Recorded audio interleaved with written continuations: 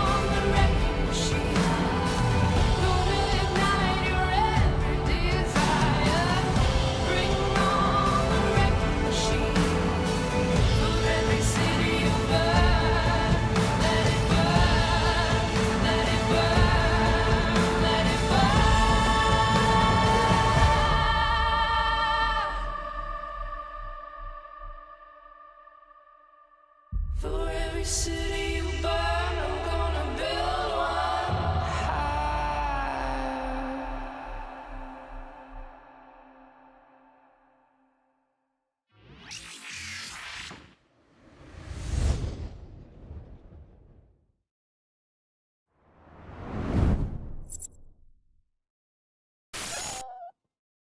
Greetings, fellow Empyreans. I am Zoe Triglav, and this is the Universe Show. Yay! How's it going, guys? It's my new puppy. I'm so happy. It is Monday, September 9th, YC126. Normally, I don't stream on Mondays, but boy howdy, do I have to today. I got my puppy here. Hold on, let me go set her down now that the shtick is over. Oh my gosh. So cute. All right. There you go.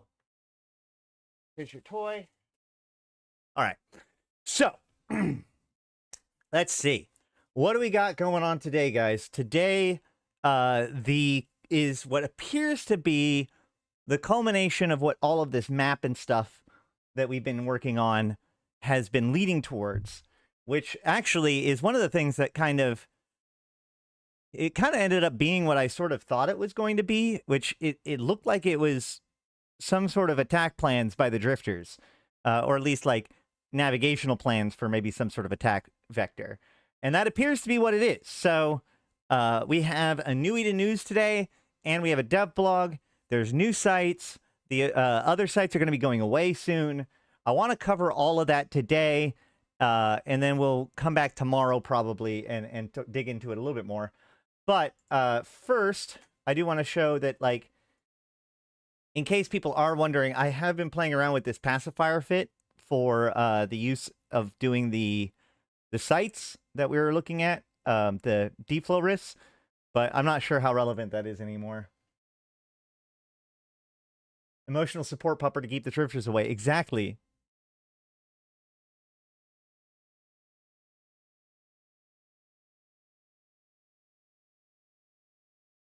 Speaking of which, you know, having a new puppy is expensive, so like and support the stream.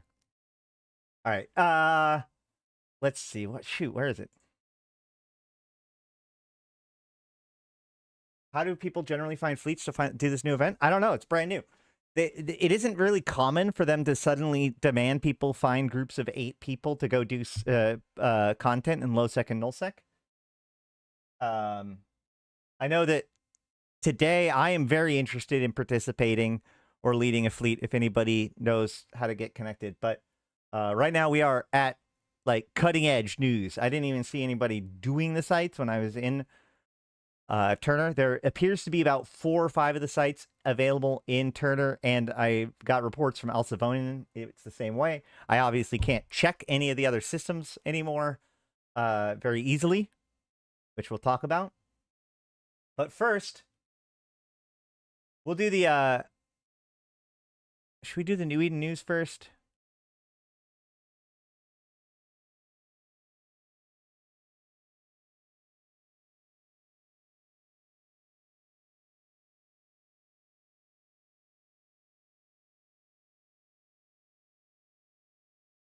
All right.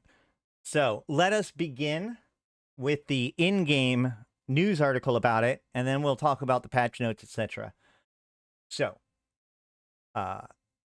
drifters attack gates to Zarzakh as event horizon appears around system.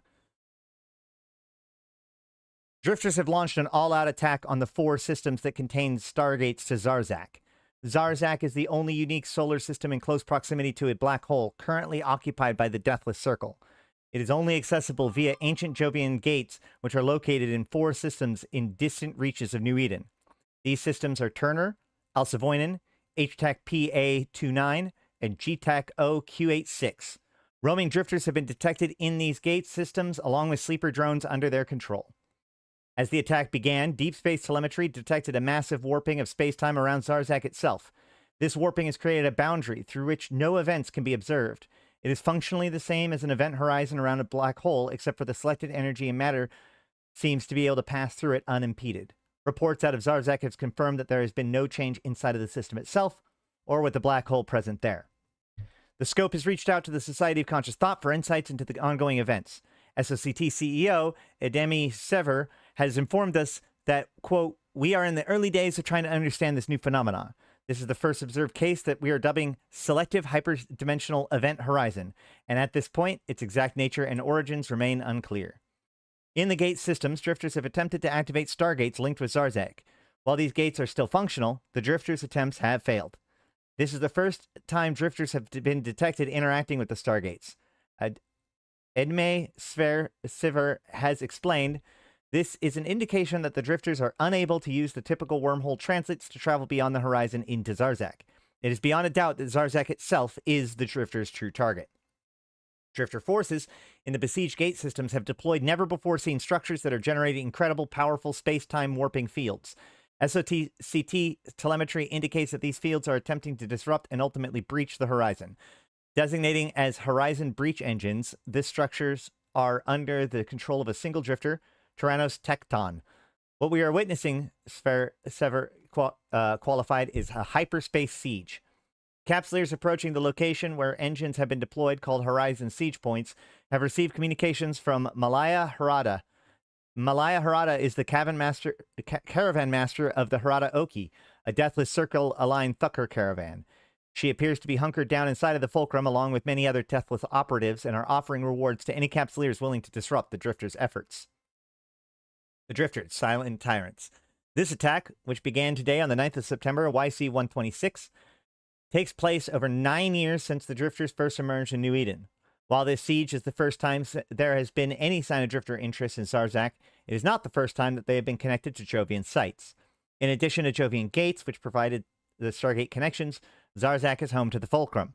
The Fulcrum is a massive station of ancient Jovian designs currently occupied by the Deathless Circle. The Drifters have shown great interest in Jovian observatories, large structures whose reveal coincided with the Drifters' emergence. The Drifters have also been connected with the Sleepers, an offshoot of the Second Jovian Empire that once called Wormhole Space its home. Drifters have been observed raiding sleeper infrastructures left behind from an era prior to their exodus to Wormhole Space. While all attempts to communicate with the Drifters have failed, data tags on Drifter vessels have revealed the names of some Drifter pilots, all of whom include the word Tyrannos. They're also tagged as being part of a single organization, the Vigilant Tyrannos. The name implies a connection to the Tyrants enclave established by Myko Bor, the first Tyrant, which ruled over the Second Jovian Empire. Drifters are extremely hostile and should be approached with caution. Emanation locks appear in Zarzakh. A source inside the Fulcrum has confirmed that its deep systems activated as the horizon came into effect, causing speculation that the Fulcrum itself is the cause. At the same moment that the horizon appeared, changes were observed in the behavior of the Stargates inside of Zarzakh. An effect identified as emanation lock has been experienced by those who travel into Zarzakh.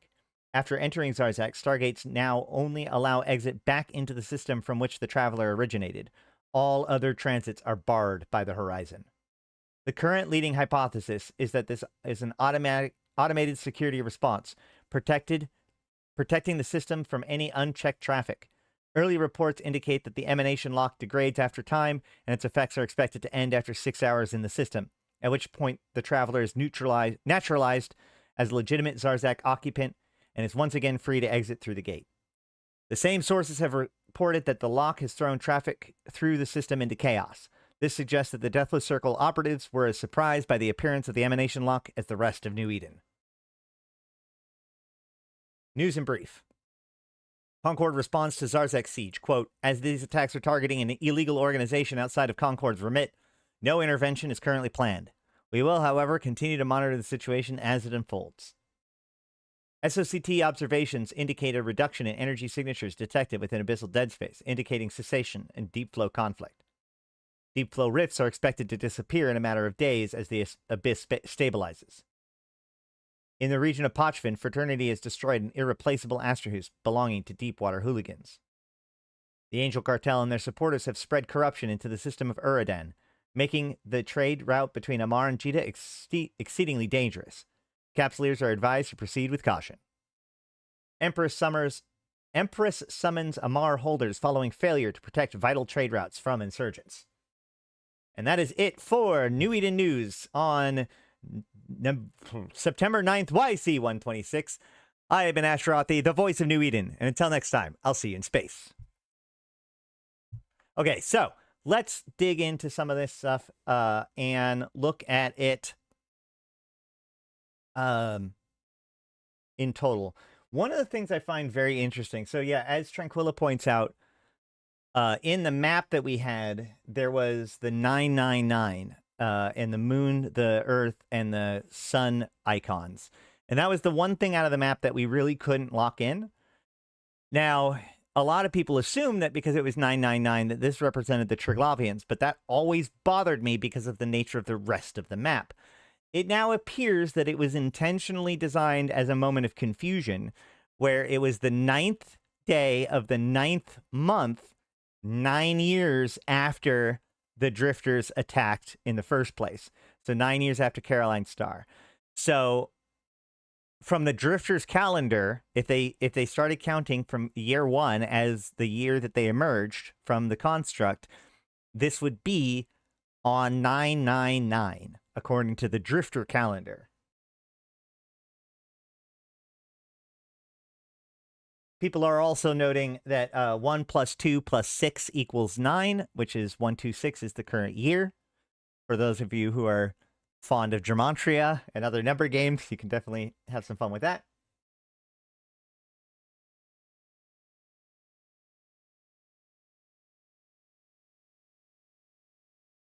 What's up, lazy one? Wait, Mehator? Hold on.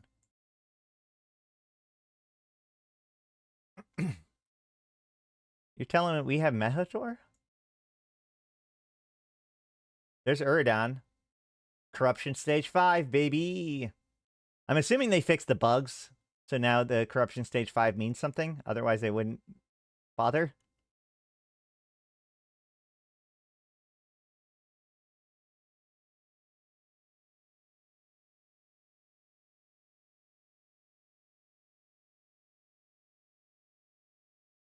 There's Egmar and Vard. Where's Mehator?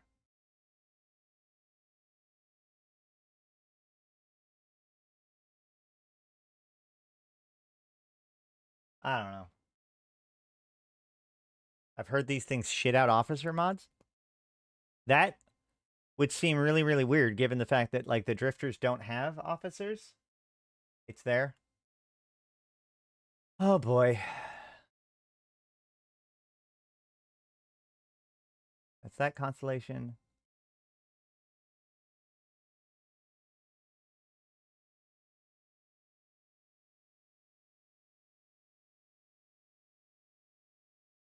I'm bad at this. Zoom in on Eridan. Okay. Oh!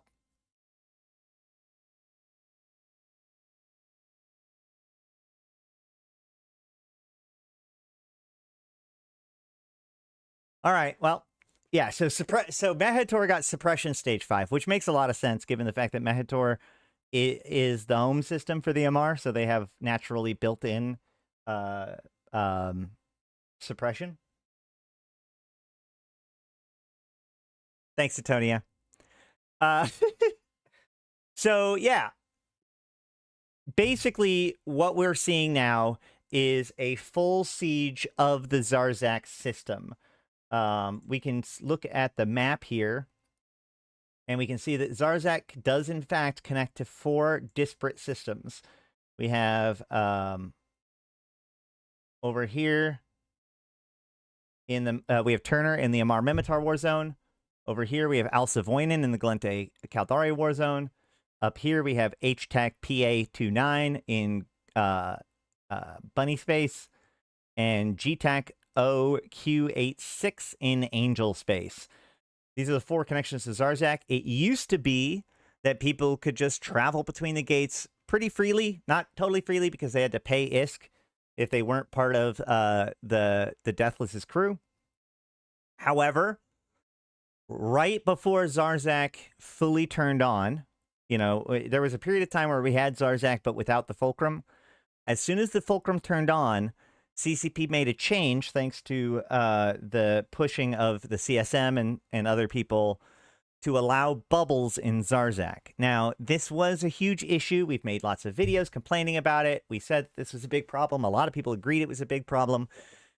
The issue is that Zarzakh itself has areas of instability. So anywhere outside of the little pockets of stability that exist, the 5 different pockets of stability, anywhere outside of there begins to damage your hull directly through your shields, directly through any sort of defenses. So that needs to be dealt with really, really quickly. Let me get something a little bit bulkier. And you cannot descan, so you cannot tell what's at a different pocket in Zarzakh. So when they added bubbles into Zarzakh, to stop people, the concern was that nullsec was going to use it as like a hyperspace bypass, as it were, to get around. And in practice, at least the complaints have been that since this area up here is largely frat space, right, that frat has been able to use Zarzakh to attack other places in nullsec, including all the way down in the southern area of space. Now, how big of a deal this is, I mean, whatever. I'll let people argue about that. But this change was designed to stop that. It is worth noting that while Frat has largely supported the Angel Cartel in the efforts of the Deathless, they have done so in a way that has been mostly unfriendly to other Angel Cartel supporters, and so a lot of Angel Cartel supporters are actually kind of pissed at them. So ostensibly, this is designed to stop that. Now, with this change, with the emanation lockouts, we do get to get rid of the bubbles. So now we don't have bubbles anymore. Okay? To further understand what's going on, let's go ahead and read the dev blog about it. Zarzakh is under siege. Well, yeah, and that's the thing is that a lot of people were using Zarzakh to attack fraternity space. That's what we were planning on doing and what we have been doing. So that's one of the things that has always gotten me about these complaints. I've talked about this before. I think that a lot of these changes are misguided. But I want to talk a little bit more about the video. Or sorry, about the what they've officially announced about it. So Zarzakh is under siege. Excuse me. The siege of Zarzakh has begun. In this limited time event, groups of 8 to 10 capsuleers must pass through perilous star systems to reach Horizon siege point sites and destroy Drifter siege engines. As the Drifter attack the 4 star systems with direct gate to Zarzakh, participating capsuleers can earn valuable rewards defending against the onslaught. Oh, and a tip: keep your opportunities info panel open when tracking these sites. These dangerous systems aren't for the faint of heart, and travel here is hazardous. Drifter and Sleepers will also be roaming the star system where attacks are taking place, and sites will be limited to battlecruisers and smaller ships. With this in mind, fleeting up is strongly advised. As I said, 8 to 10 people. So these are, again, like, just so that we are clear, and I'm not reading this from the page, there's the page I'm reading it from. But just to be clear, the 4 systems that this is related to are these 2 low-sec systems in the middle of faction warfare space, and these 2 null-sec systems in the middle of NPC null-sec. Those are the only 4 systems in which these sites are appearing. So that means several things. 1, it means that all of the sites require traveling through extremely dangerous spaces in order to even get to them. 2, they require heavy equipment, up to battlecruisers, and a lot of people. Somewhere between 8 to 10 people. And 3, they are hyper-focused into only 4 different systems in New Eden, which means they're going to be highly competitive, or at least highly disruptive. So it's going to be interesting to see where this goes. Is this entirely inaccessible to casuals? 100,000%. Yes. This is not a casual thing. That said, they still have the deep flow rifts open. Those are really good for casuals. So there's that. Once I figured out that this is just an event, I packed up and went back to ratting. Well, it's hard to say if it's just an event, but yes.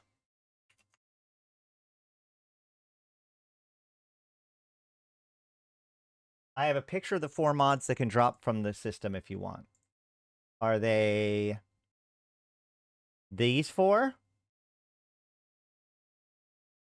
There are new officer mods. I'm silly. Okay. Interesting. Well, let's go ahead. Actually, so here's a pro tip. You go to Hobo Leaks right, like this. You go to TQ Revisions. You go to the top one. That gives you the difference between the last patch and this patch. And then you click on New Items. And then you click on this thing. And then you copy. You just copy that whole text. And then move it back to the main page or your game. Open up Utilities, Notepad, New Note, 999, paste. Boom. So, we have Alicito's modified medium multispectrum smart bomb, which is pretty wild since I don't... Are there multispectrum? No, this is the first multispectrum smart bomb, isn't it? 45 damage to each type.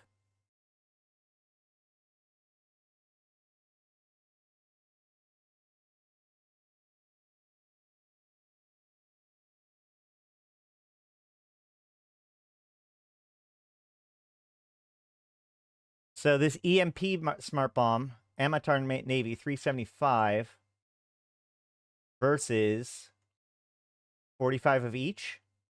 Wait, that's not as much, but that's a medium smart bomb. Hold on.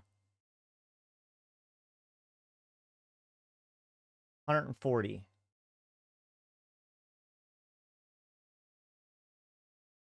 $45 times 4, 180. So, okay, great. So this does more damage, but it's across all of the damage types. Okay, guys.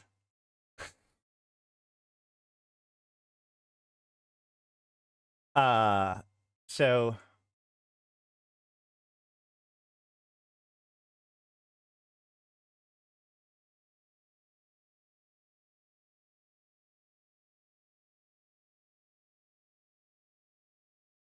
area of effect radius. So we can see it is a lot bigger. Over 50% the radius of a normal smart bomb of its size. In fact,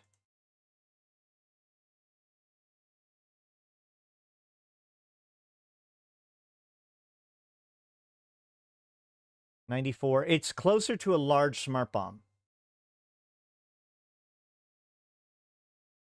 Wait. Oh. There are multiple multispectrum ones. Okay. I'm looking at the large.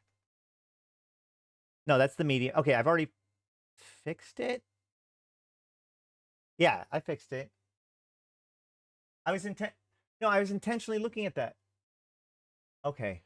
Hold on. Sorry, I assumed that since there was... I thought it was the only multi-spectrum smart bomb. It's not, apparently. Who's Alicto?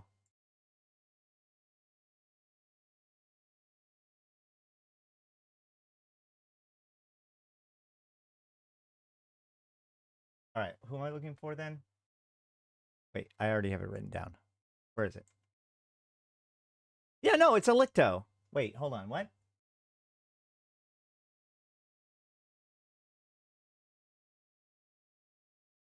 Oh, yeah, okay. We got it. We got it. I think I've straightened it out. I think we're good. I think we've caught up. I was comparing a medium smart bomb to a large smart bomb because it has the large smart bomb range, but it has more damage than medium smart bomb. We're fine. Yeah, Tyrannos Electo, who is the main dude, right? Hold on. I didn't actually look up that name. I looked up the rest of them. Oh, it's one of the Furies. Wait, hold on. Oh, yeah, it's Strategos. Strategos is the fourth one. So yeah, a little bit of a spoiler. The three new drifters that have appeared. Where are they? No? Whatever. The three drifters that have appeared are named after the Furies in Greek mythology, by the way. The three Furies. Which is a weird parallel to the three sisters of Triglav, right? Like that's an interesting parallel. I'm comparing.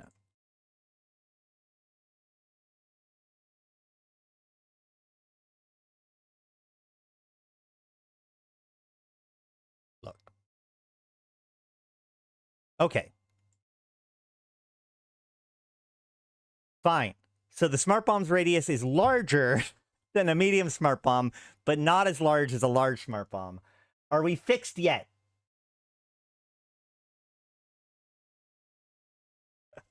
Are we all happy now? It's good. Okay? It's a good smart bomb. That's the secret. That's what we're trying to get with here. No, so people are asking, what is this for? The answer is all of those smart bombing Proteuses that run around in low sec potting people. This is their like new favorite toy. Let me tell you. Yeah. All right, let's move on. Oh yeah, I do have it. Wait, do I? No, I don't. Next, medium energy Nosferatu. At least this one it has proper variants, so it's going to make it a lot easier. Optimal range, energy transfer, power grid.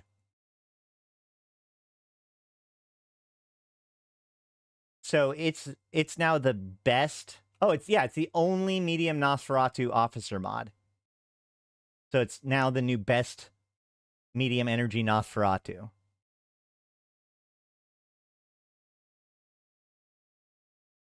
Good for a Shimus. It has 50% more optimal range than the Navy and more than 50% above the 80% above the normal Tech 2.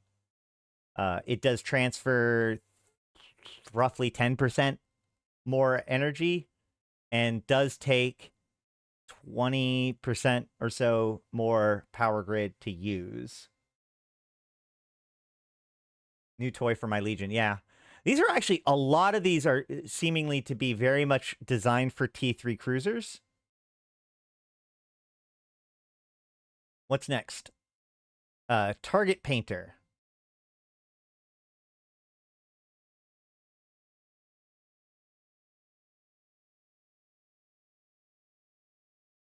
Once again, it is the only officer target painter now.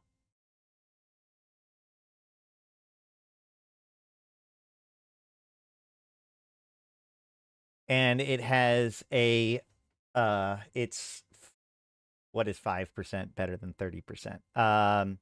A sixth better than the Tech 2. Takes 20% less CPU. It gives 10% additional optimal range. And not quite as much fall off, but basically the same. So really good target painter.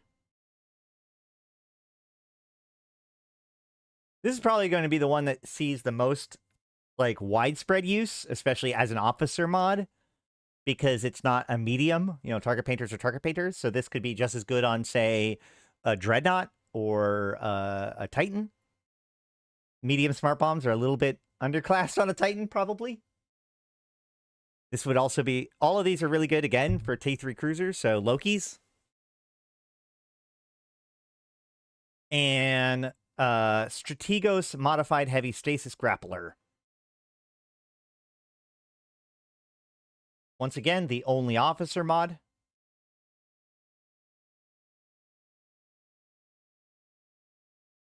It has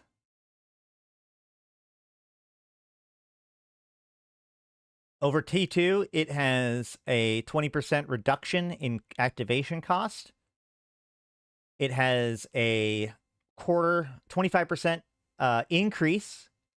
reduction. Not quite 25%. 20%? About 20% reduction in CPU. 10% increase in power grid. But 85 to 88% increase. So that's 3%. So this is actually an interesting one. And this is an interesting time to talk about how things magnify as you get closer to 100%, right? Because, we've been looking at this and there's been 10% here, 10% there, but this is like less than 10%, less than 5%, because 4%, like total would be a 10%, would be a 5% increase from 80 to 8 or 85 to 88. But it's only a 3% total increase. But here's the thing about that. Yeah, the range is nuts. The range is almost twice as far. Which, given the way that stasis grapplers magnify, means that this thing's going to reach forever. Right? That is true. But I'm really interested. I want to drill in on this magnification thing. Because if you think about it, yeah, it's nearly a 20% increase in power. And even though it's only a 30% or 3% increase overall. And the reason why is it's the exact same thing as like incoming damage, right? So if you think about it, their speed, let's say the enemy's target speed is, for the ease of this math, 100 meters per second, right? We're talking about something that's going fairly slow already. Whatever, fine. 100 meters per second. We hit it with an 85% web. How fast are they going? They are going 25%, right? No, 15%. That's how math works. They're going 15% of their normal speed, right? So they're going 15 meters per second right now after the web. So let's take off of that web. So now they're going back to going 100 meters per second. And let's apply the new web, the new grappler, right? This new grappler applies an 88% reduction, which brings you down to 12 meters per second. So even though it's only 3% difference, we have, if we pull up our trusty calculator again, we can see that 12 divided by 15 equals 80. So you're actually seeing a 20% reduction in effective speed by upgrading from a heavy stasis grappler 2 to this officer grappler. You're reducing their speed by 20% of what they would have been if you had grappled them, even though it's only a 30% improvement in the strength of the module itself. This is also why, like, if you can get, like, your resistance, like a resistance from 90 to 91% is not a 1% reduction in damage. It's a 10% reduction of damage, because you went from taking 10% of the total damage that's coming in to taking 9% of the damage that's coming in. And that's a 10% reduction, right? This is one of the things that some people find it tricky to sort out, but it's very clear here as to why they couldn't just like give it a 20% magnification on the raw number. That would be rough. That would be nearly 100%. Some of these modules may end up being around 3 billion or more. Do people use them? Yeah, mostly on things like Titans or other like extremely fancy ships. You know, the kind of ship that if you lost it, you're not going to be, you know, the officer mod isn't the saddest thing about it. I have seen some people use officer mods fairly daring. You know, somebody's got to use those Zoria guns, and somebody will use these too, right? The question is who? Now, the stasis grapplers are, ironically, not for T3 cruisers. I don't think T3 cruisers can use stasis grapplers. Pretty sure that's battleship only.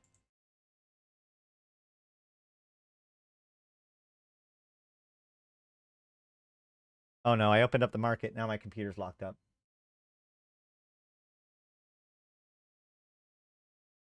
No, with these modules, these are all modules that have never had an officer module for them in the past.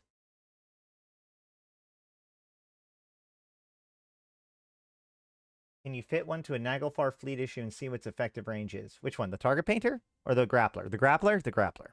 When my computer gets done freezing up, I can do that.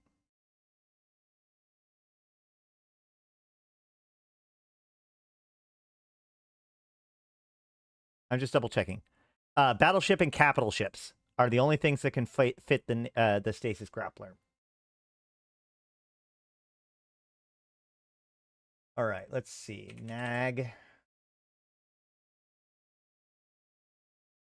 So the reason why they're asking this, by the way, is if we look here, the Naglfar has a 20% bonus to heavy stasis grappler fall-off range per Mimitar Dreadnought skill level. Let me double check. I got to see what my Mimitar Dreadnought skill level is. Okay, so I don't even have full Mimitar skill level yet. So bear that in mind. I've only got rank 3. So in theory, there's an additional 40%? Let's see what happens.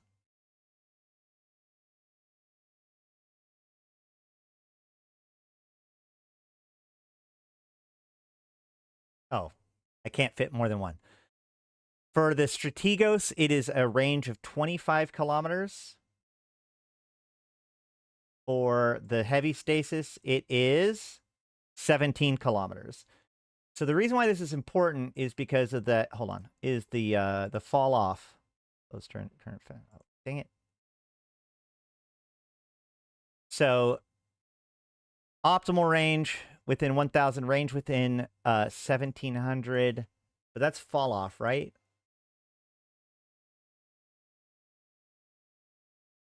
Yeah. So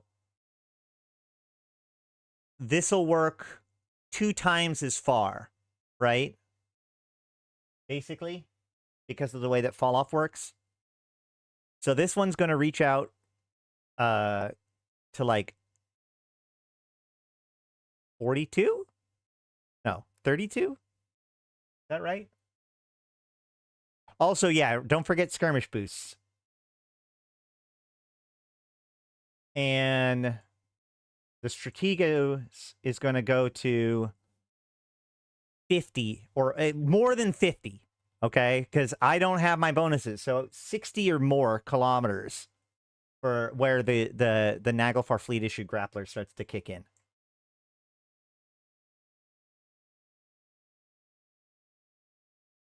You've had 6 ads already. I have it set to automatic.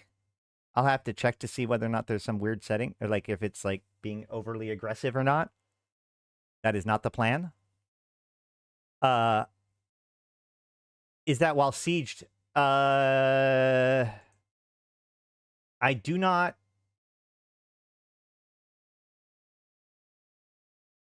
I don't think a siege module affects that.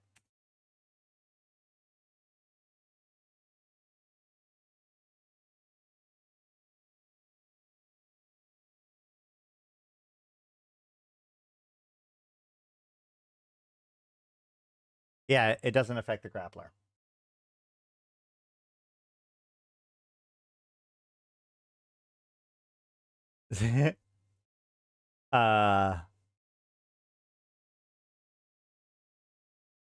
Actually, I think that grapplers are not impacted by skirmish boosts, now that I think about it.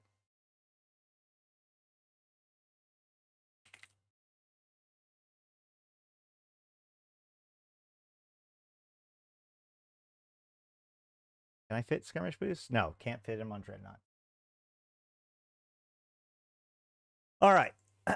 So that is the officer mods that you can get for doing this event. That seems pretty strong. There's also new weather. The home fronts have different weather effects now, which is the whole thing. I wonder, is the Strategos showing up here? Because the Strategos Theranos is from Pochvin, if I remember correctly. I do appreciate it, man. So the rats that we see here are, you know, they're cruiser sized or more. That looks like that's a battleship class. So don't mess around. And they also are patrolling around Zarzakh as well, or you know, the gates near Zarzakh.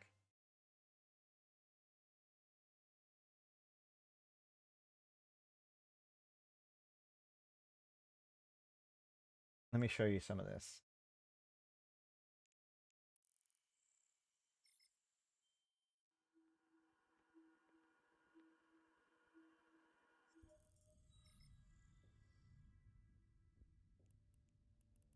So as you can see here, I've got a little red notch next to everything besides Turner, because that's where I came in from.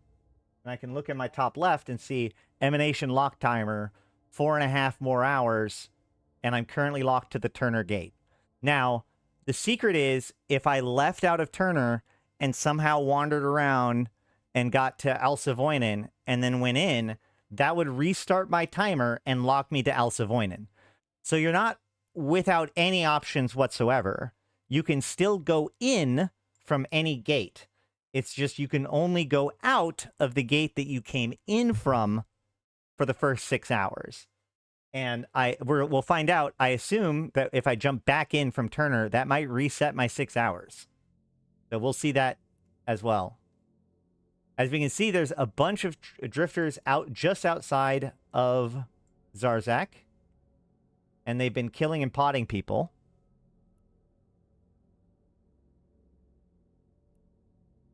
There's also some friendlies. I'll show you a Horizon Siege point, but there's not much for me to be able to show you. Warp drive active. We can see that there are 3 Horizon Siege points total in the system at the moment. What happens when you clone jump? That's fine. So there's this acceleration gate here. I ain't about to try to use it. I'm assuming that this thing is locked to battle cruisers and below. And that's how they enforce that. Turner's currently sitting at 60 in local. Oh.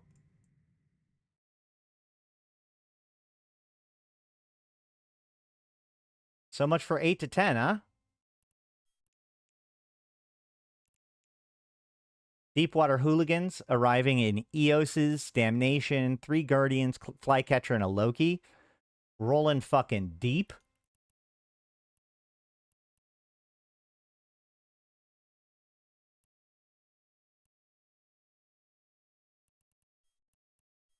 Looks like they're preparing to go down.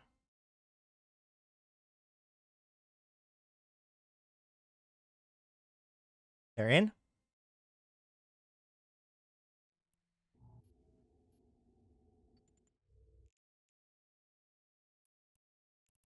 All right, hold on a second.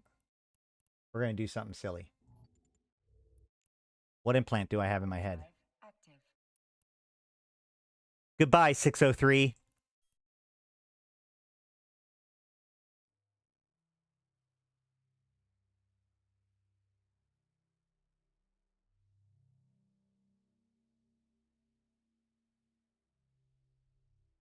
What am I in? I'm in Astradius right now.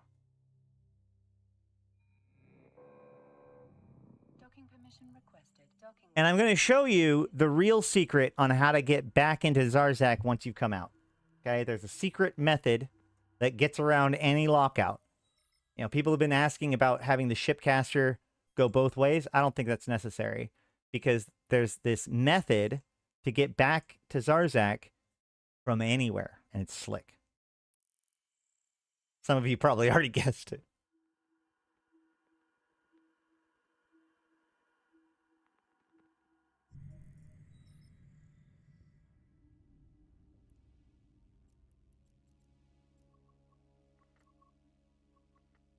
Uh...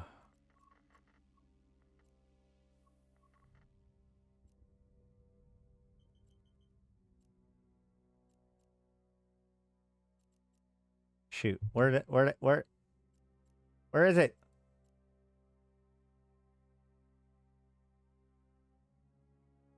Boo. All right. I think I have this one already pre-selected. Let's go. Warp drive active.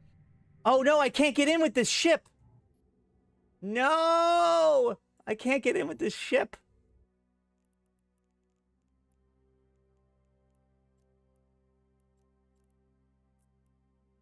Warp drive active.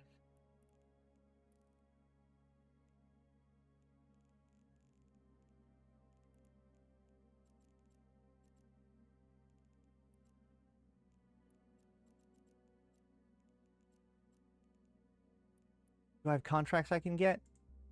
Are there contracts? No!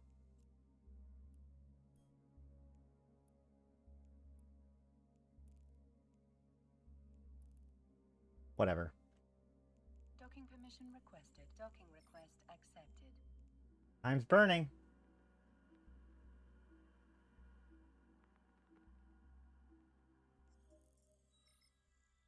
Yes, you can die to Zarzakh.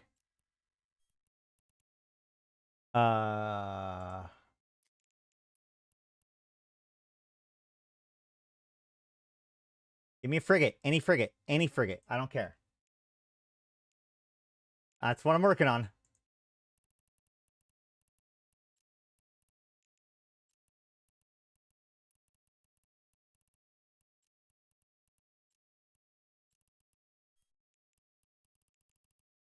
Come on. Done.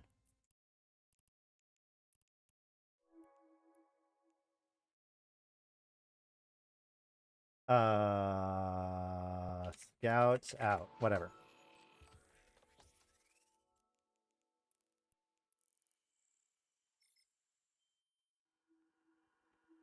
I should... Oh, hold on. Before... Oh, no! There is one thing I want on this ship before we go. Docking permission requested. I'm going to assume that they're not going to just do this one site and then leave. Docking permission requested. Docking request accepted.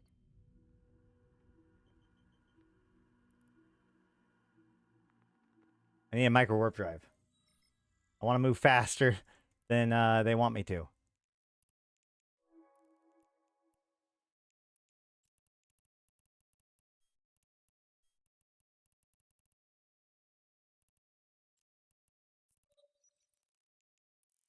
Here we go.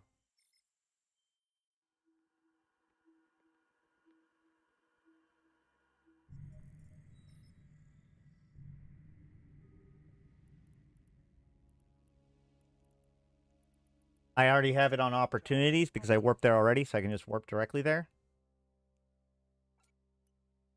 Overheat my micro warp drive.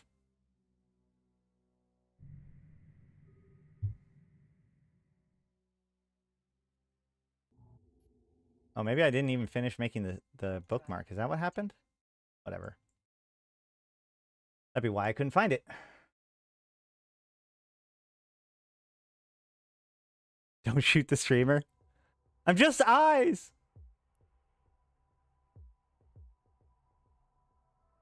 Quite the setup.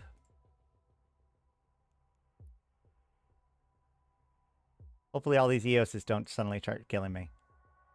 You don't have to. You don't have to. Nobody has to kill me. It's unnecessary. Okay, so there's a giant bubble. And there is this thing. There's an enclave. This is the Tyrannos Tecton? The fuck is a Tecton? Quick, somebody look up what a Tecton is. And we see that there is a bunch of sleepers fighting them. They appear to be, yeah, using their drone swarms to attack the rats. They're going after the battleship now.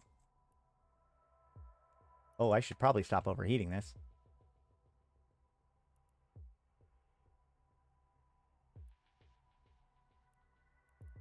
Did it die?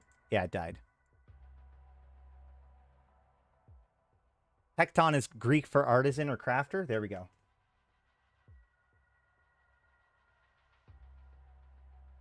I mean, this is a lot of rats, but it's not a lot of rats. This isn't even like a medium conduit or something like that. It's mostly just frigates. There is a new battleship, though. So okay, got it. So there's damage the Horizon breach engine while it's vulnerable and survive the waves of the attacker. Current wave 3, time remaining 0. Next wave in 15 seconds.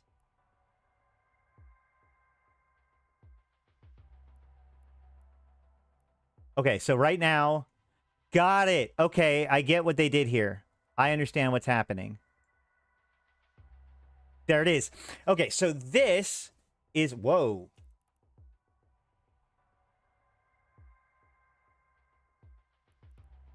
That's fucking cool. Okay. Whoop. So what's happening here is that CCP has decided to make a combat version of the artifact,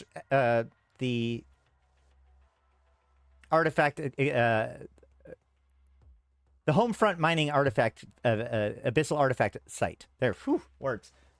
So, I talked to CCP about this a long time ago with the artifact recovery site, which is that, you know, it's called, behind the scenes, it's called Push Your Luck, and the idea was that people would stay for as long as they could while waves were coming in, stronger and stronger waves, right? But the issue is that the bubble around it stayed up until you were done mining everything. And I was talking about how in order for it to really be Push Your Luck, you need to have checkpoints of time where you're allowed, where you can leave if you need to. Otherwise, the choice isn't really there. And so that is a big piece of what got changed with the abyssal artifact sites now. Between each wave, there's a period of time where the bubble goes down and it kind of allows everybody to leave if they want to. So this is the same exact thing, but now a combat site. So I'm assuming that these guys are going to escalate how strong of a wave that they come in, and in between each wave, the site itself loses its defenses potentially. What are the sentries shooting at right now? They're shooting at okay, so they're still shooting at ships. Can we tell if this is vulnerable or not? Is it vulnerable? The drifters have been barred from wormhole formation inside of Zarzakh by some kind of selective hyperdimensional event horizon. This device is attempting to weaken that event horizon by punching a hole in space-time. Oh boy, they are getting... Oh yeah, they're starting to get pretty overwhelmed, aren't they?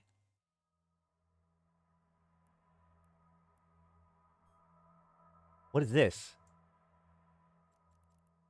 Oh, this is the... Okay, so this is what's generating the wormholes that they're coming in through.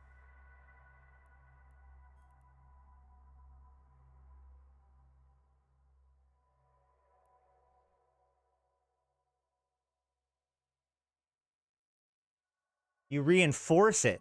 Okay, so that burst outward that we saw coming out of it was it going into reinforce mode?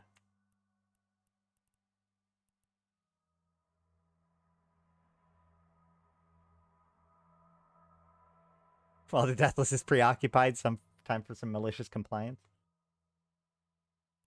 Move my overview down a bit. Why, what?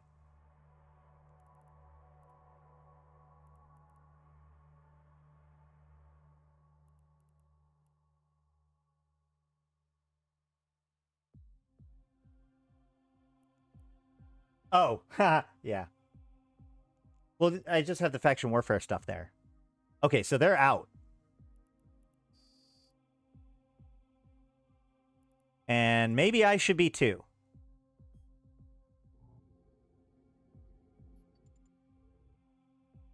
Warp drive active. They left sentries behind.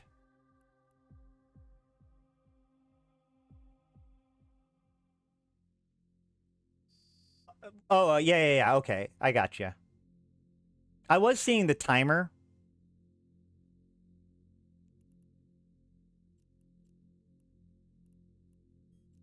Very cool. All right. Well, let's get back to Zarzakh and we can keep reading the stuff. Should probably find my puppy at some point. Make sure that she's okay. Warp drive active. One of the things that's really rough, guys, when traveling to Zarzakh right now is that these drifters and sleepers are super fucking aggressive, and it still puts up a pop-up request before you jump into Zarzakh, even if you're allied with the drifter, with the deathless. So either get rid of that check-in box. Oh, good. They're not here right now. Oh, maybe it didn't do it? Earlier today, my ship almost got killed. Oh, it's because I'm already emanation locked. So it didn't ask me a second time, and it did reset my emanation lock. Warp drive active.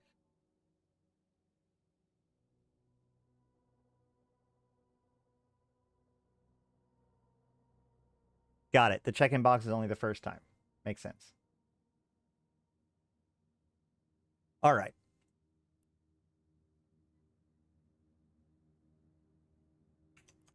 Let's go back to what we were looking at. Docking permission requested. Docking request accepted. In response to these attacks, Zarzakh gates have now been placed under emanation lock. Capsuleers will only be able to leave out of Zarzakh via the gate through which they arrived until the 6-hour timer rounds out. After 6 hours in the system, the fulcrum will naturalize, letting them through any gate.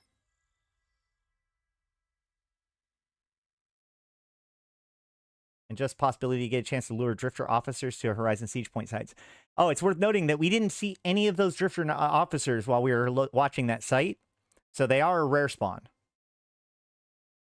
In addition, deep flow rift sites will be closing soon. And they specifically say on the 12th of September. So you've only got, what, 3 more days as of this recording to do deep flow rifts? Which kind of sucks. I sort of enjoyed them as like an alternative. They keep adding like these exploration doodads, but then taking them away right away. And it makes me kind of sad. I think that it'd be nice to just continually build up the kind of sites that you can run into while doing exploration. But yeah.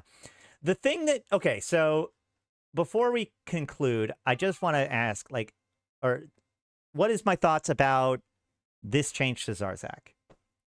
I made a joke that it's like, you know, oh, there should be no, I wish that there's no gates in Zarzakh. Monkey paw twist, right? Like, this is not necessarily great.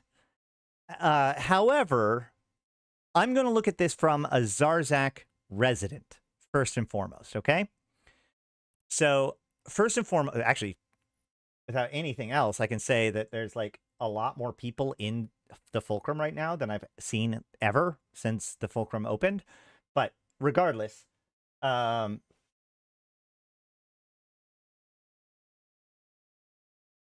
as a person who would like to live in Zarzakh and then attack out as a member of the Deathless, here are my thoughts. First of all, I do like the fact that when it comes to like day-to-day operation, assuming that you live in Zarzakh, this should not affect you much. You can still use the shipcaster and project outward in any way you want.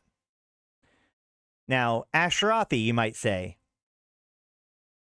but what about coming back? And in fact, I've seen this a lot where people have been saying that like the FOB needs to have a shipcaster to get back into Zarzakh. I disagree. And I think that this is part of what makes being in pirate faction warfare subtly different than normal faction warfare. Or more importantly, I think actually normal faction warfare is kind of like this too. But look, if you're leaving Zarzakh, you need to realize that in your head, the number one way you're getting home is by dying, right? The only other way that you're going to get home easily is by jump cloning back and leaving something out there. But when you leave Zarzakh, it should be with the expectation that if you need to get back quickly, you're probably going to be dying, especially if you're using the shipcaster. The whole point of the shipcaster is to get you into the fight where you and you don't come home until you're dead. That's it.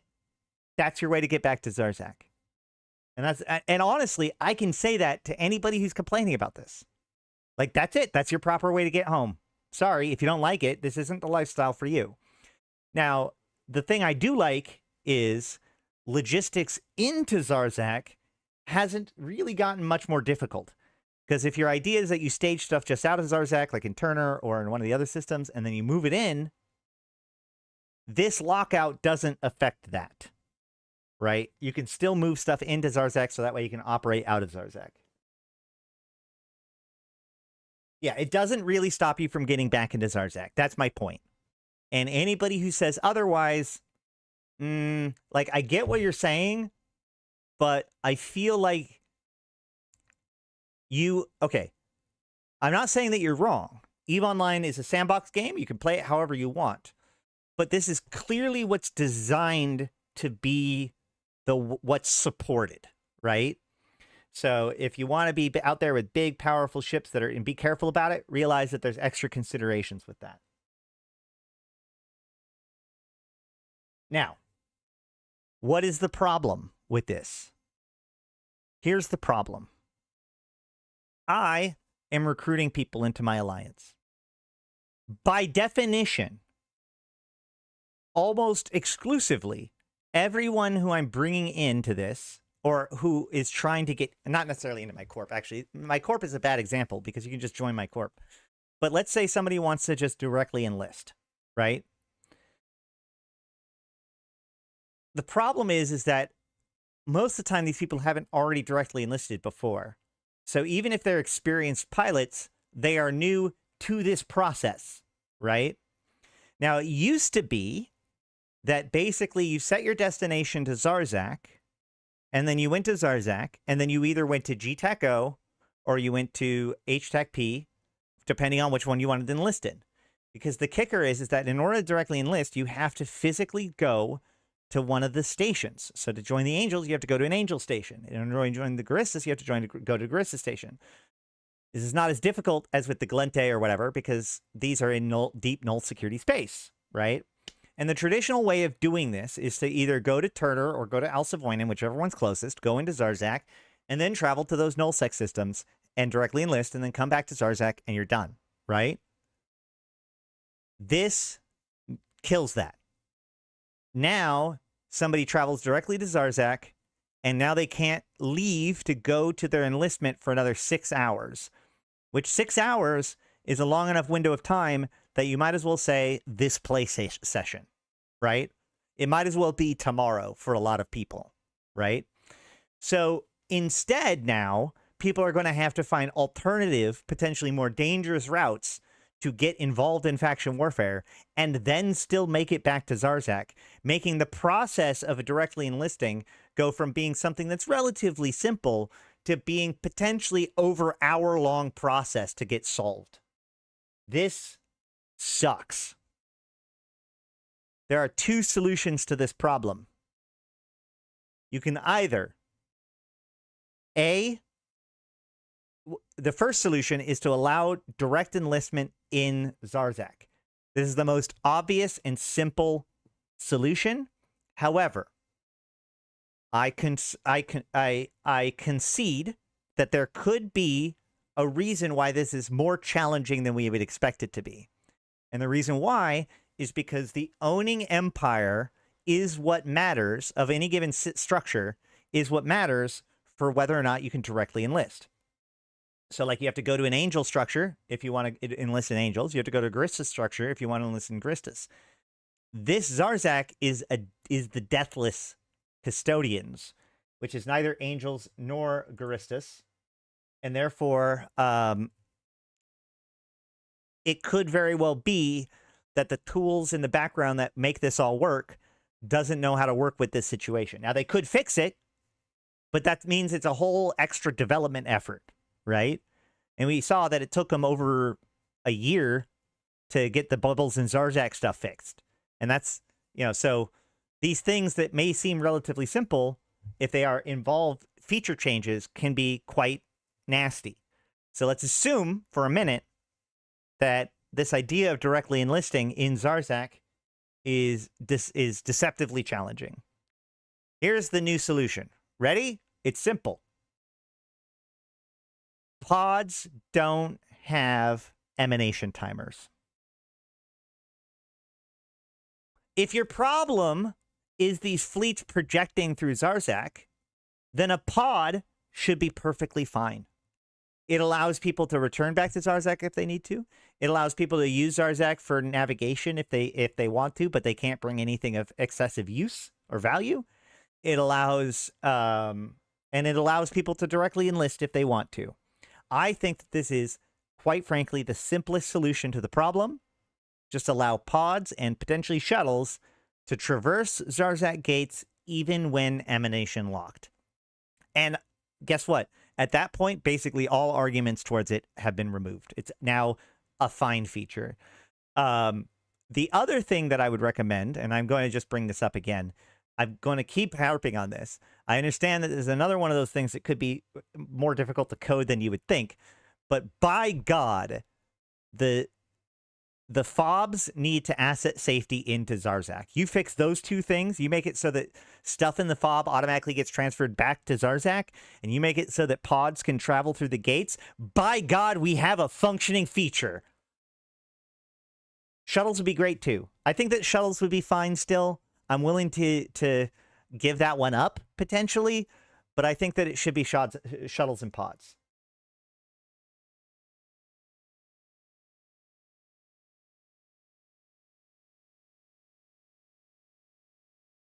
There is a low set gate into curse. That's true. But here's the problem, dude.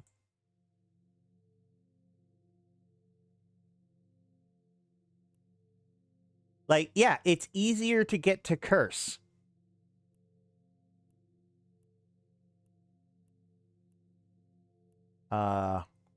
This it? Yeah. Boom. To boom. But here's the thing. Hold on. Can I set destination to there? And then add waypoint to there?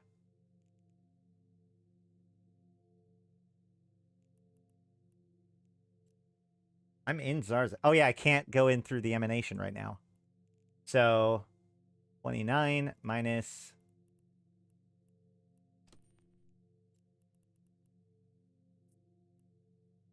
$18. So, it's 11 jumps through nullsec to get from this system back to Zarzakh. Which, remember, if you've... well, no, you can get in because it'll refix your emanation lock if you do that. So my point is that, yeah, while you could theoretically get in there easily... Oh, I see what you're doing. You can actually just double back and get back into... My point is that it's not...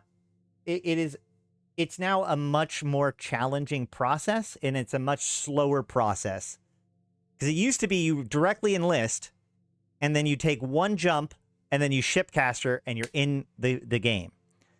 But now, if somebody wants to get involved, I pretty much have to convince them to do at least an hour of running around in order to get things straightened out before they can even start doing anything.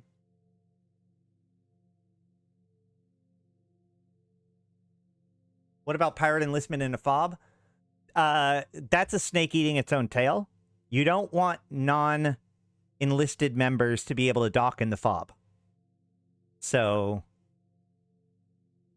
how can you enlist in something you can't dock in?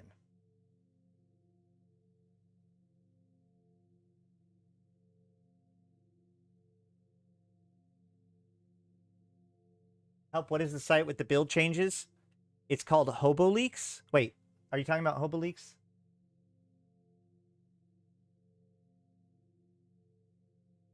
I'll post it in chat.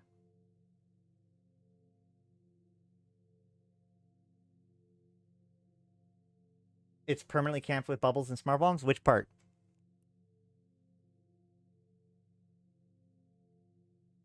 Yeah, I really, really, really don't like the fact that this gets in the way of direct enlistment. Other than that, I think this feature is fine.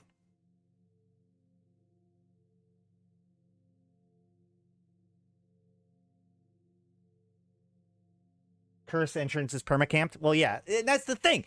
This is what gets back to me, which is that all of these things, all of these changes, this event and these changes both, are basically hyper-focusing everybody into very specific choke points in very dangerous territories. So, yeah, they have definitely upped the overall challenge, regardless of anything else. How about an agent in space? There's lots of ways that you could do it. It actually could be cool if you could have 2 agents in space. But, like, again, I don't actually know. Because all I know is that according to the code, you must be docked in a station that's owned by the faction that you're trying to join. And the problem is that that rule probably goes back all the way to 2008, right?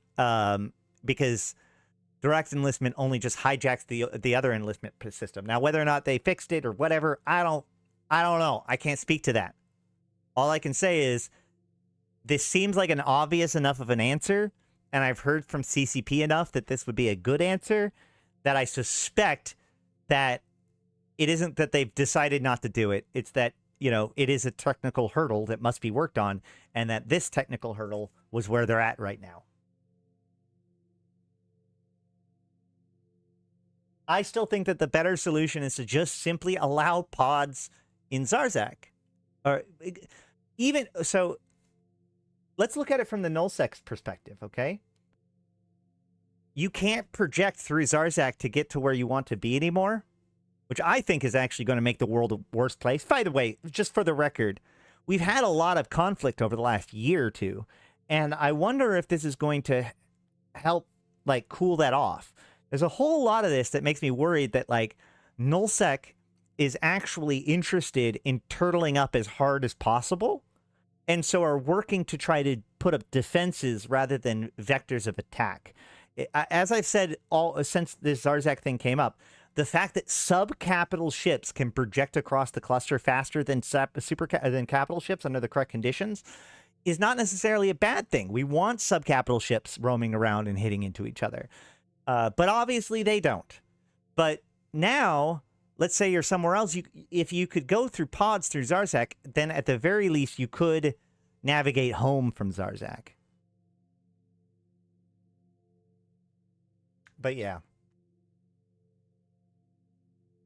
So, yeah, there is some stuff going on. The rifts are going to be going on for another 3 days. It is unknown how long this siege is going to be. It is limited time. Let's see. When is the expansion supposed to be coming out?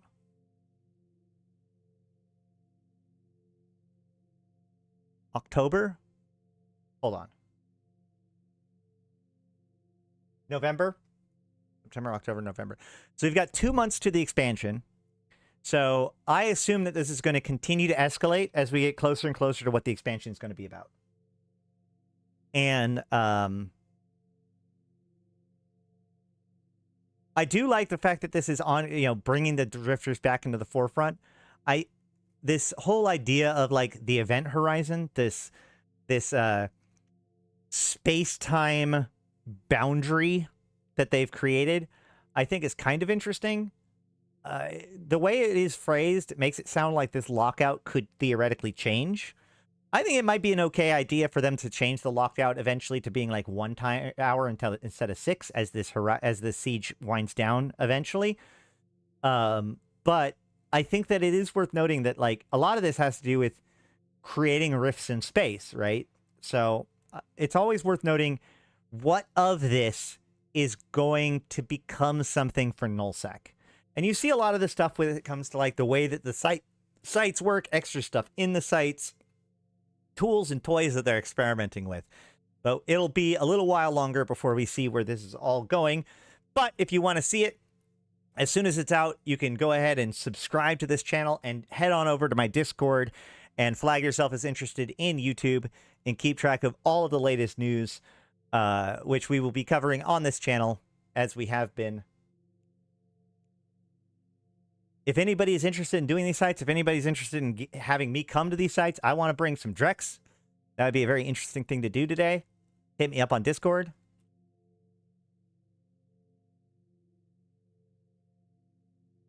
By the way, we are opening up recruitment pretty open, big again. We do have a lot of offers for players that want to join, or hang out in EVE Online.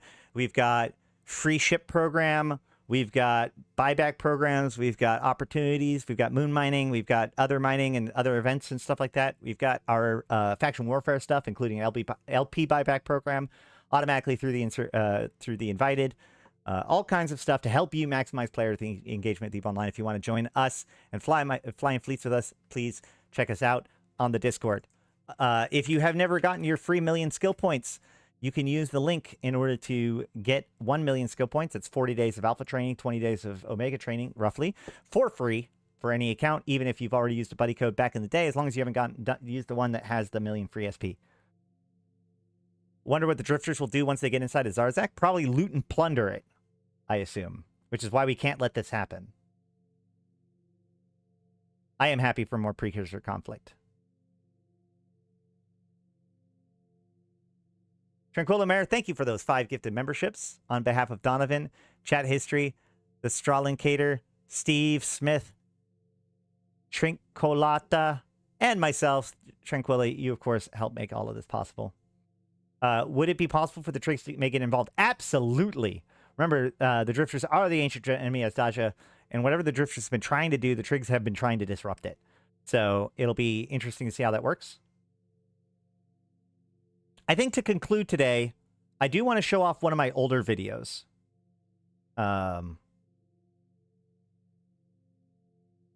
We showed this the other day, but I want to do my two who are the Triglavian videos back to back because of that question that you just asked, which is how are the Trigs involved with this whole thing? Hold on one second. Let me set it up. And then we can wrap things up and head out.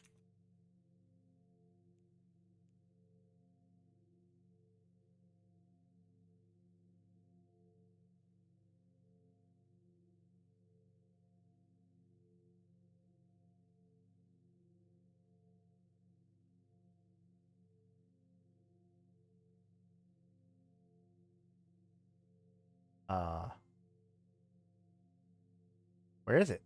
There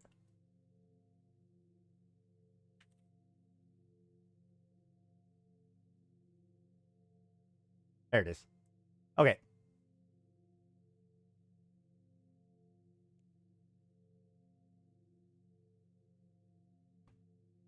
Hear the words of our prayer. Oh God, ad. No, ad.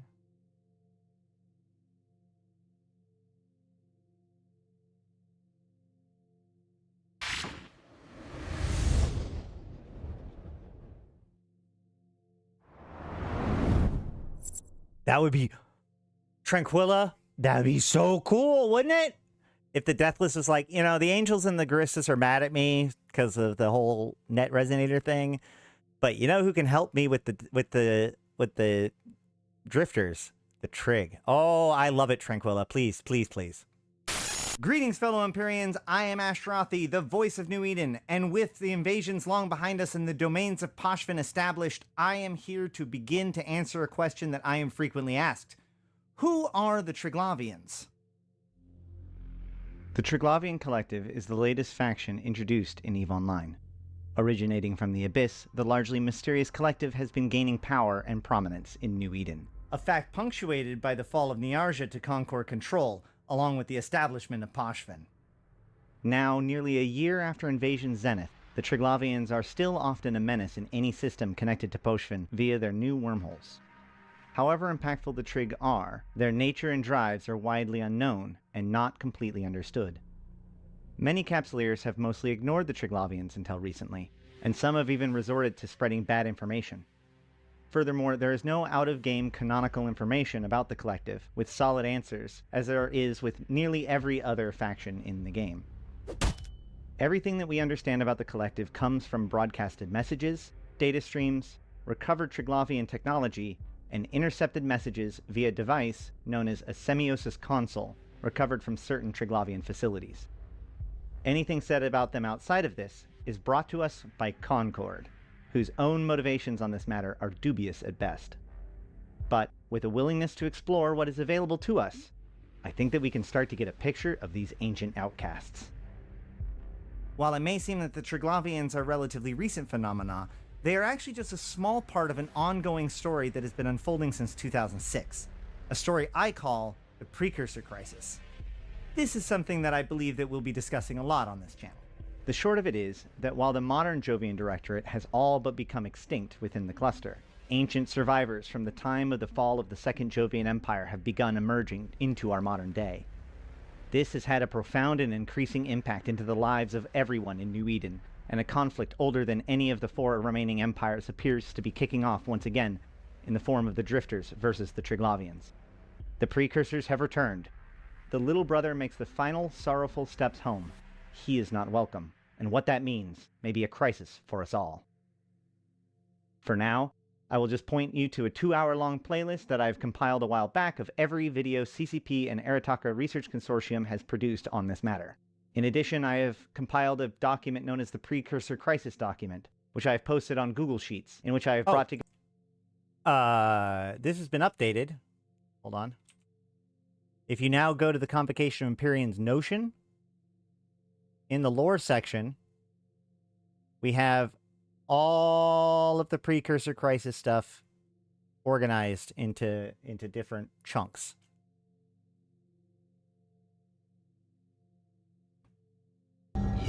Oh, shoot. Together all of the text that I could find so far related to the Precursor Crisis in the game. If you see something missing in this document, of course, let me know right away so I can add it. Update that. So we have a lot to dig into to go into everything that we know about the Triglavian Collective, and much of their origins and motivations are still speculations, and thus this is going to have to be spread over several videos. For this video, we will explore the Collective through the lens of a Triglavian that you may know, the Detached Executive Troika for the Sublimation of Poshlost Flow, or as you may know them, Zoria Triglav. Zoria is the most well-known Triglavian to us Empyrean Capsuleers. The 3 times the Collective hacked the billboards of New Eden, it was broadcasting messages from Zoria. Additionally, the topmost grade of Triglavian forces are named Zorias, as the Galentes would be presidential and Amarians be exalted. Zoria holds the title of the Detached Executive Troika for Sublimation of Poshlost Flow, and the vast majority of communications we have recovered logs from are either involving Zoria or about them.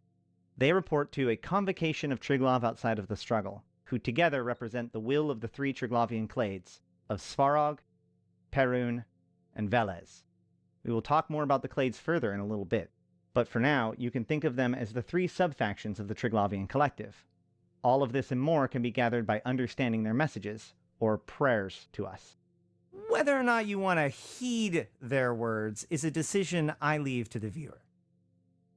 The first We Are Zoria Triglav message, which was sent just prior to Invasion's Chapter 1 expansion, does a very good job of summarizing the Triglavians' positions. However, the only problem is that these messages are often cryptic, due to the Triglavians using Slavic terms and religious-sounding language to communicate their messages. So let's break it down and see what we can learn. We are Zoria Triglav. We speak for the congregation of Triglav outside the struggle. Each of the 3 messages begins this way. They are declaring who they are and by what authority they speak. A few things can already be noted. First, Zoria uses the pronoun we to describe themselves, and when speaking seem to have 3 voices mingled together, that of a male, female, and digital voice. It is unclear if this is to mean that the Triglavians have multiple consciousnesses, or infomorphs, within a single body, or if they're doing this as some sort of effect to show solidarity. Zoria's physical form is always depicted as a female body, and so this has led many to believe that the voices are either representing the 3 clades, or the 3 subtypes of Triglavians, the Neurodnia, Koshoi, and Nafka. Unfortunately, this is another deep and uncertain topic, so we'll leave this one for later. As far as the convocation of Triglav outside of the struggle, the Triglavians live in a state of constant conflict. The Abyss is resource-starved, and they've been trapped there for some time. Each clade and subclade is in competition with one another in something that they call the Proving. However, they also seem to recognize a shared destiny, and so have a grouping, or convocation, that functions to guide the collective and stand apart from the day-to-day internal squabbles. They are outside the struggle between the clades. The word clade is borrowed from biology, meaning a group of organisms believed to have evolved from a common ancestor according to the principles of cladistics, an example being the great apes and human clade. The word itself is derived from Greek, klados, meaning branch. We are an emanation of the clades. We are an emanation of the clades of Perun, Veles, and Svarog. Now a few words on Slavic mythology and the role of earthly mythos in EVE Online. After the Eve Gate collapsed nearly 13,000 years ago, most of the knowledge and science of old Earth was lost. This time is known as the Dark Ages. However, each of the surviving empires from the Dark Ages maintained traditions using language from the old ways, like a fingerprint upon their culture, albeit warped and the original meanings lost. For the most part, this results in the use of ancient animals and mythos in the naming of ships and equipment, and you can explore the empire's past via the names that they cling on to in the modern day. For example, the ancient Jove have a tendency to use Greek language in their naming, and thus we get the Society of Conscious Thought ships, such as the Gnosis and Praxis, as well as the drifter names of Apollo, Artemis, Charybdis, Scylla, and more. The use of these cultural touchstones hint to a relationship between the drifters, Jovians, and the sleepers. The Triglavians use Slavic mythology in their culture, which sets them apart from the other races. But that also means that better understanding of Slavic mythology may give us a better understanding as to the true nature of the Triglavians. Zoria is the name of the three sisters that represent the morning, evening, and midnight stars. The threefold manifestation is reflected in the threefold nature of the Zoria we know. Additionally, the deity Triglav is a three-headed god who rules over the heaven, earth, and underworld. And wouldn't you know it, the three sub-deities of the Triglav are, as you might guess it, Svarog, Perun, and Veles. So here we have an agent of the convocation of Triglav, who's named after the three sisters, who serve a god whose name is the name of their collective. And this god has three heads, whose names are also the names of the three major subfactions of the Clades. Now don't get me started with that, but Ashtarothi, the three gods of the Triglav are actually Perun, Svarog, and Dazbog. And to your straw man, I say but Veles replaced Svarog later on, which may also matter to our understanding of the Triglavians in ways that I'm not really willing to go into right now. And this is as far as I'm willing to go in pretending that I know anything about Slavic mythology. Hear the words of our prayer. Hear the words of our prayer Heed them. and heed them. Much like the Triglavians use Slavic naming to function symbolically within their culture, they also use religious terminology to mean decidedly non-religious things. In this case, the Triglavians often use the word prayer in their communication to mean some sort of formal message and often with a request. What? What? Build. Why? No!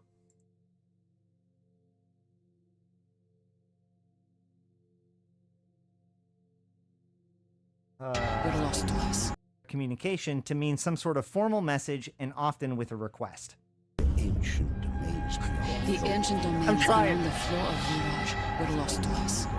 What's crazy is I just hit the button that pauses ads on my stream right as that happened. So yeah, it's really bizarre. Domains beyond. The ancient domains beyond the floor of Viraj were lost to us. The ancient domains are known space, the 4,000 some odd star systems of the New Eden cluster, as opposed to whatever hellscape they have found themselves in the abyss. This line suggests that the Triglavians have lost the means to return to our space at some point. However, within the data streams, we have evidence that the Triglavians likely worked with the first Jovian Empire, and at least were aware of the second, which, according to Jovian records, collapsed about 2,000 years ago. I say according to Jovian records because the fall of the Second Jovian Empire is one of the most mysterious times in EVE Online history, known only as the Shrouded Days. Viraj means heaven in the Slavic tradition, and, like the Jovians, the Triglavians seem obsessed with the sacred nature of their mission. While we once believed that the flow of Viraj may mean the abyss itself, the fact that the F in flow is not capitalized when written seems to suggest that it is not a proper noun.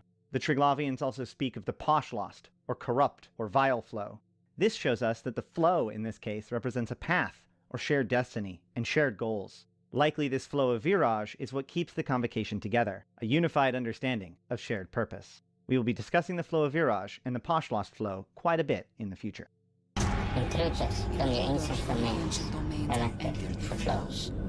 This line is one of We don't know precisely who the Trigs are. I actually think that they're probably closer to the Talikan. I think I talk about this in my grand theory of everything. The reasons why we once suspected cat got that a the puppy flow was skin. the abyss itself. It has long since been speculated that the flow is the flow between the three conduits of the abyss. However, they have another name for these sites, namely conduit loop constructs. With that in mind, it would seem that they are saying that the intruders from our world have entered into their existence, their shared experience, or flow. Intruders seek to corrupt the flow of Viraj and the domain of Bujan. Besides us, there are records of 3 other groups that have encountered the Triglavians in the abyss. Each of them have a set of 6 data streams about them that help us understand the Triglavians' experiences and opinions about them. We also get the Triglavians' name for each of these 4 forces. The 4 groups, including us, are as follows. AEA, Ancient Enemy Azdaja, Drifter and Sleeper Forces. DAV, Deviant Automata, Rogue Drones. HFN, Hive-linked Foreign Narodnia, Sanchez Nation. And AFN, Augmented Foreign Narodnia, Empyreans, or us. Their data streams describe their largely unfriendly encounters with each of these forces. However, the actual corrupting was done by the Hive-linked Foreign Narodnia, or Sanchez Nation. In other words, we can probably lay the blame on all of this invasion nonsense on Master Kuvakai himself. But more on that in another video.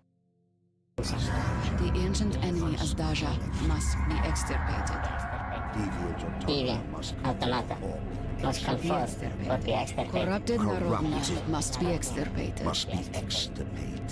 Human augmented Narodnia must prove the direction of their flow. From here we can see the overall relationship with the Triglavians in each of these 4 factions. The term extirpate means to root out and destroy completely. The Sancha and the Drifters are beyond redemption. However, Rogue Drones and Empyrean Capsuleers are a bit more nuanced. Narodnia Moving with the flow may be fit to enter. Narodnia without fitness will be expelled from the flow. This describes their 2-step process for analyzing those of us Capsuleers whom they have encountered.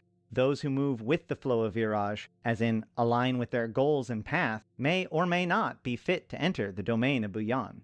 Those who are within the flow of Viraj but are unfit will be expelled. The convocation of Triglav outside the struggle invoke Cladistic Druid. Testing between like types has been invoked. The original proving conduits, or PvP sites in the Abyss, are shown as they say this. Glorification was fit, and mortification Unfold on the flow. The fit will be glorified. The unfit will be mortified. Triglav outside the struggle Triglav outside the will be struggle. glorified by you. glorified. Nothing can halt the flow of Viraj. Flow of Viraj. We speak for the convocation of Triglav outside the struggle. We are Zoria Triglav. We are sorry at Triglav. And the ending of the first video is characteristically triumphant. And finally, the same formal phrasing as the opening, but in reverse. Prior to the end of Invasions, Zoria sent a total of 3 messages. Thankfully, the other 2 weren't quite as information-dense as the first one, so we'll be able to work through them quickly enough. As the World Ark emerged for the first time in known space, in a site known as the World Ark Proving Conduit, which was laid out like a giant proving conduit as seen in the Abyss, we received the following.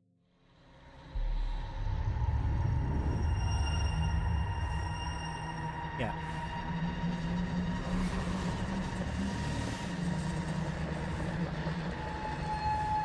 The direction of the flow approaches liminality. Things are going to progress into the next stage. The word liminality is Latin for threshold. It's also worth noting that some of the stronger forces within the Triglavians' invasion were known as liminal. Oops, sorry. Cladistic proving invasion domains commences.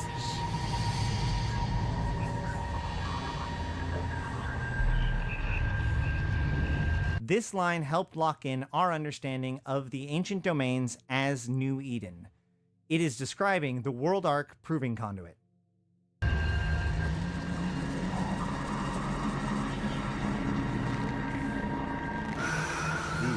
glorified and enjoy the flow, or be extirpated. This should require no real analysis. You will join the flow or be extirpated. When things accelerated into Chapter 2, Zoria spoke for a third time. We are Zoria Triglav. We speak for the convocation of Triglav outside the struggle. Glorification. Glorification awaits those fit to join the flow of Viraj. Liminal potential is defined among augmented Narodnia. They have found the potential to progress with some of us.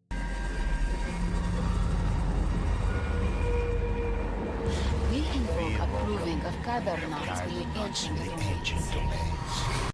This is the first time that they've ever used the word Kybernauts to mean friendly capsuleers.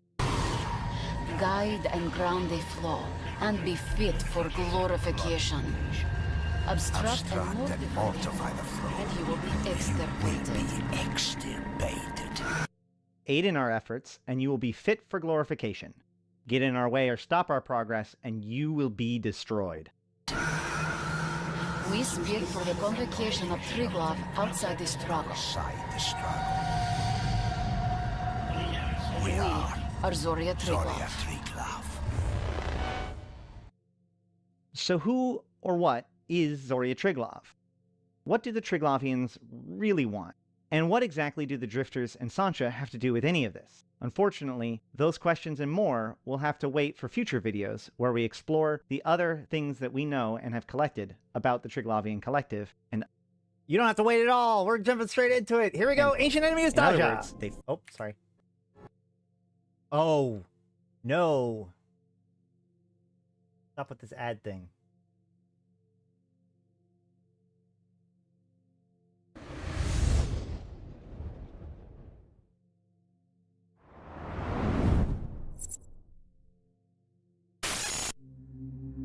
What is the nature of evil?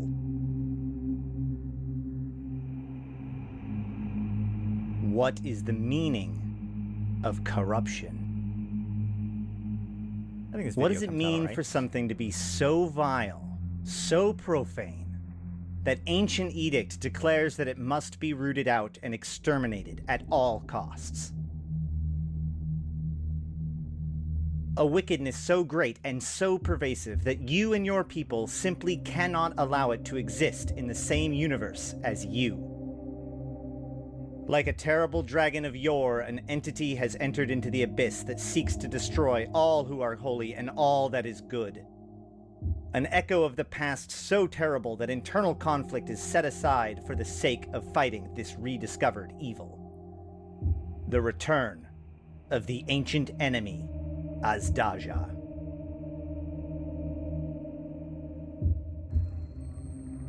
Greetings, fellow Empyreans. I am Ashtarothi, the voice of New Eden, returning once again to explore the universe of New Eden and specifically the Triglavian Collective. In my first video on the topic, we introduced the Triglavians through the messages of their spokesman, Zoria Triglav, and I strongly recommend you go back and watch that first if you haven't, or if you just feel you need a review. In addition to that, we will be covering things discussed in my Who Are the Drifters video, which I also recommend that you watch. Links in the cards and down in the doobly-doo below. Yeah, we should probably watch that one first.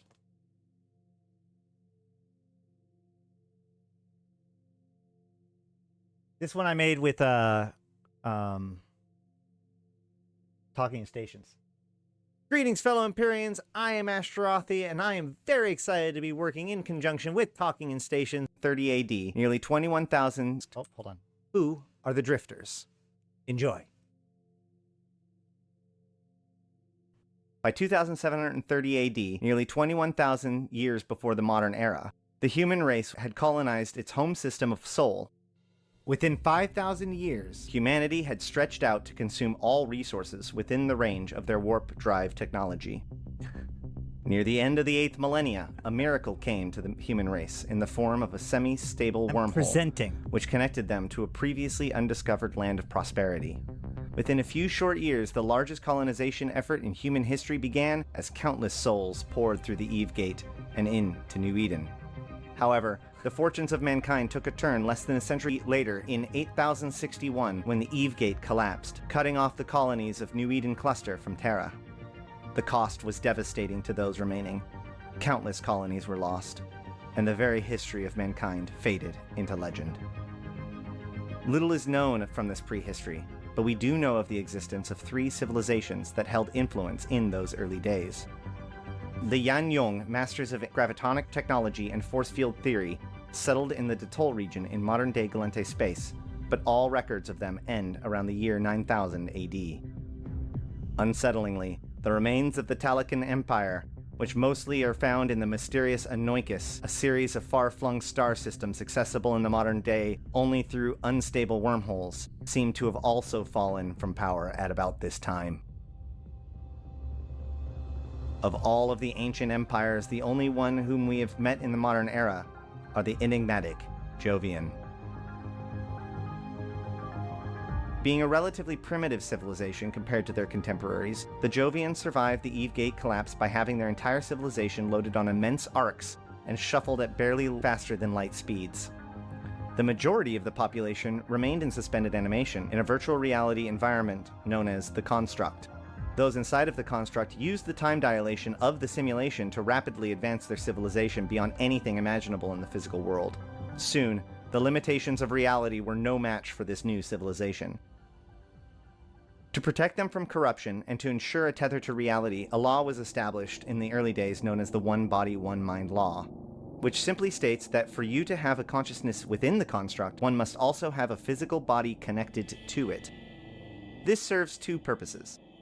First, it makes sure that each being inside of the construct was at least once human, but also the construct itself was eventually transformed to use the brains of those connected to it as part of its computational systems. Thus, removing the physical body would disrupt a part of the construct, or even take parts with it. Outside of the construct, the Jovians had gone through 3 distinct empires. The first collapse occurred when the highly engineered Elders began suppressing the biological experimentation of the other Jovians. When Michael Bohr reunited the Jovians in a second empire, they began performing increasingly bizarre experiments on themselves, causing both the Jovian disease and the formation of the sleeper civilization out of those living in the construct. The Jovian disease is not so much of an actual disease as an engineered defect in Jovian biology that causes melancholy, madness, and death to all Jovians on a long enough timeline. Eventually, the Jovians turned to those who lived inside of the construct looking for answers to the disease, and the only solution was to enter the suspended animation and join them within the construct. The conflict and disorder that came from this era is known only as the Shrouded Days, and no one, not even the remaining Jove, seemed to fully understand what happened in those days. What does seem to be true is that eventually those inside of the construct, now known as sleepers, fled the Jovians, eventually settling in what we now know as wormhole space, or Noikis. The remaining Jovians migrated to modern-day Jove space and continued to struggle against the disease as they monitored the younger empires, now only emerging from the Dark Ages. Eventually, modern politics, in combination with the uncontrollable disease, led the Jovians to retreat further and further from the rest of New Eden. But as one empire falls, another rises. Deep inside of Anoikis, separated from New Eden by unfathomable time and space, a violation of the construct was born. Without the shepherding of those outside of the construct, an entity which violated the One Body, One Mind law appeared within the construct. A small child with black eyes that had never been born and had never had a physical body. This thing was called the Other and was rejected and hated by the Sleepers. But this seems to have only fueled its desire to take over and consume. And over time, more of these defects were made.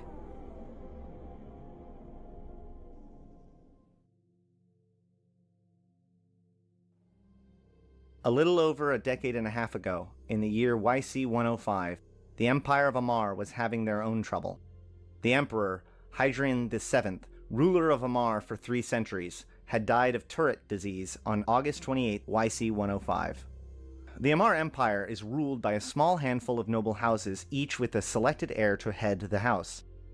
When the time came, the heirs competed with one another in a process known as the succession trials. The winner becomes the new emperor or empress, and the losers must commit suicide in a ritual that is known as the Rite of Shathal Sin.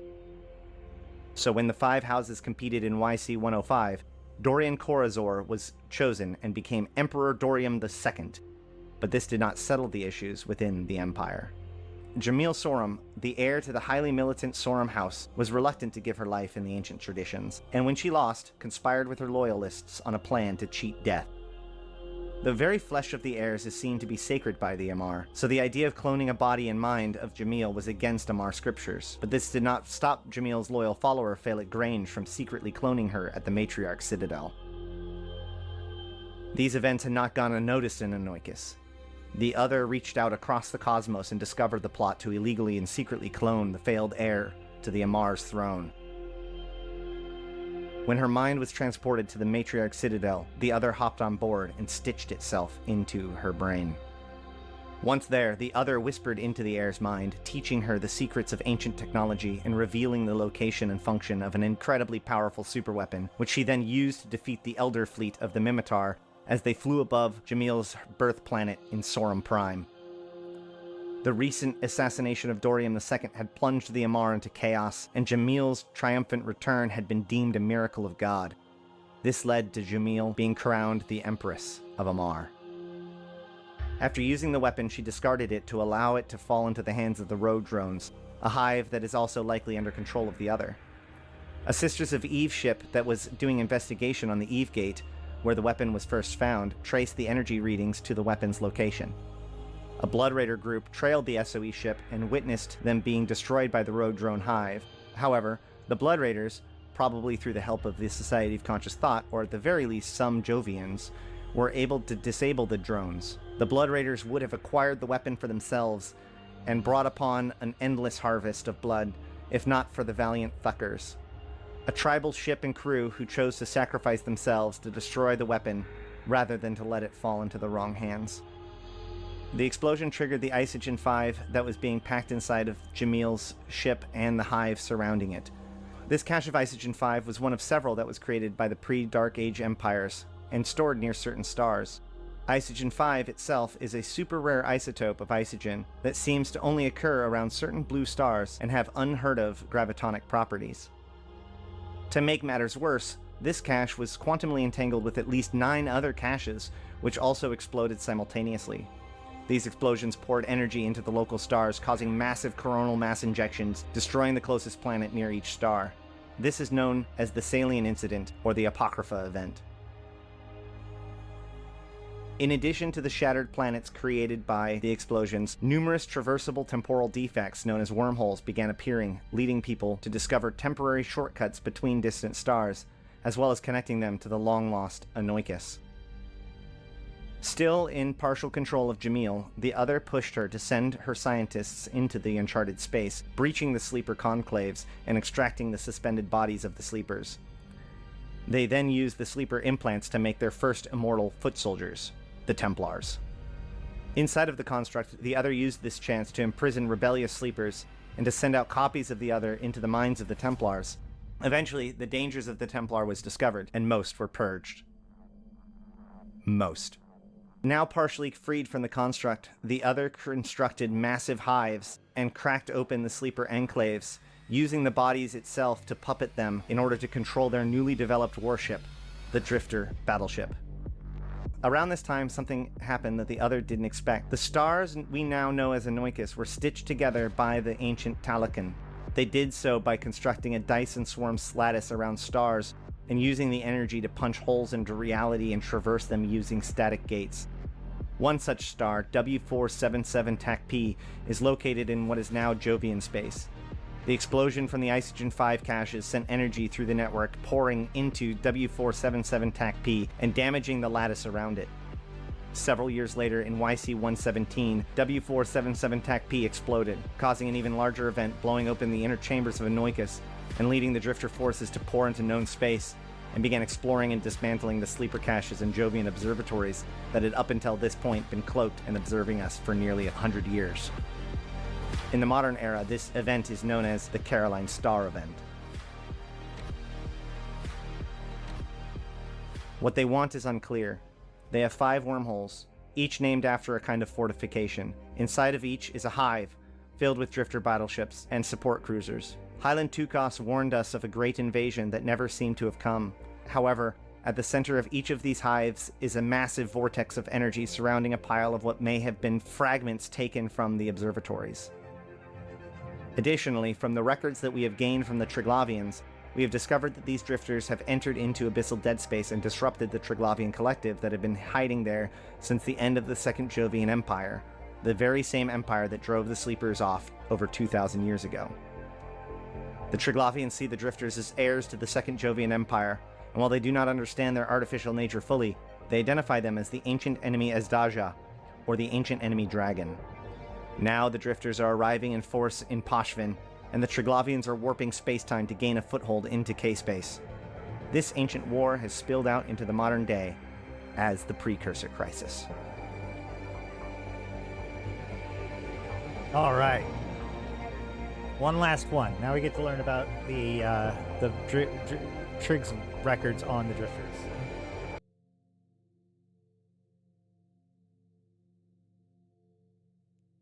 Which I also recommend that you watch. Links in the cards and down in the doobly-doo below. Today I want to start decrypting the Triglavians' messages to each other and combine it with other descriptions and information to begin to tell the story of what happened with these people and how these events led to the invasion and subsequent events. Before we dig into this with earnest though, a bit of technical housekeeping. Now, as we mentioned last time, the Triglavians have records, known as data streams, documenting their encounters with the road drones, drifters, capsuleers, and Saunchus Nation. Each of these are recorded in a set of 6 data streams broken into 2 chunks of 3. The first 3 from each set was released upon first contact with the Triglavians, and the second set were released several months later as part of the Secrets of Abyss event. In addition to this, the first 3 records always have a different style than the final 3, and it more or less breaks down like this. Data streams 1 through 3 records early encounters with the Triglavians and the group in question.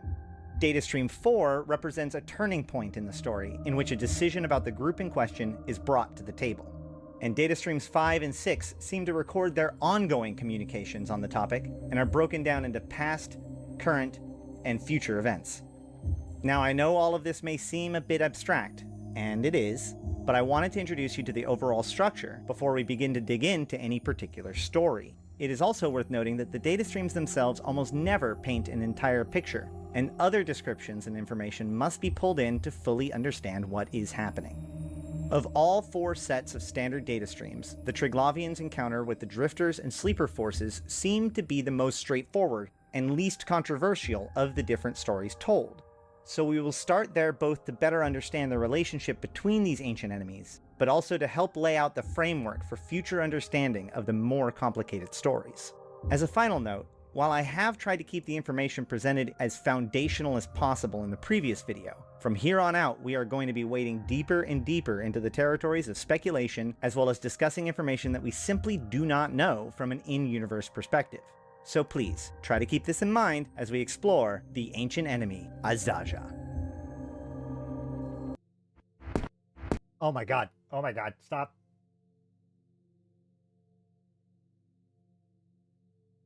We begin with AEA-1, which reads, Clade ships of the 3 Tactical Troika classification in communion militant with Varpulis subclade of Perun Clade encountered the ancient enemy Azdaja at reverse time coordinates while processing in sub-18 exclave of Conduit Loop Construct 405. Absolute imperative of Poshloth's extirpation against Azdaja was invoked without acceptable material realization. Tactical Troika of Varpulis subclade placed a casting of absorbed data into the clade flow for reflection of the convocation of Triglav outside of the struggle. So what is a 3 Tactical Troika classification clade ship? Well, the Triglavians do not refer to their ships in the same way that we do. In fact, the names that we give their ships are based on the inventing subclade of that ship. For example, the description of the Damovic reads, Damovic subclade of Perun Clade, revised adaptation schema for clade ship of the 3 Tactical Troika classification has been accepted for imprinting and advancing time generations after cladistic glorification over Sambova subclade. Tactical subrole dispersal is the gift of strategic Troika. So, The Damavik-class frigate that we know is actually named the Clade Ship of the 3 Tactical Troika classification, and the name Damavik actually comes from the subclade that created this particular version of that schematic. This description seems to suggest that the Damavik's version of the ship was proven over the alternative design of the Samovda, or perhaps the ships were so effective in defeating Samovda that it was accepted by the entire collective. Returning to the first AEA data streams, we see a story of a group of Damaviks, known to the Triglavians as 3 Tactical Troika classification clade ships, that encounter the Sleeper and Drifter forces, and they immediately invoke their noema, or policy, of extirpation. Now, not to get too far into the weeds at the first sentence of the first data stream, but already we can see that the Triglavian collective is far more complicated than we originally thought. Within each clade, there are multiple subclades, who likewise are also in conflict with one another. Additionally, it is also worth noting that this event did not seem to represent the end of the Samovda subclade. The release of the Drekavik came after the initial release of the Triglavians, and so likely suggests a later development than these original records. And yet, in the Drekavik description, we see Drekavik subclade of Perun clade relinquishes the adaptation schema of reverse time accepted 243 Tactical Troika classification clade ship from the proving grounds of Perun clade on the ascent conjunction of prayer from Gromovi and Samovda subclades. Evocation of playful communion across repeated time by Tactical Troika in Sub-15, Sub-21, and Sub-27 exclaves of repeated conduit loop construct 303 is under now time pressure.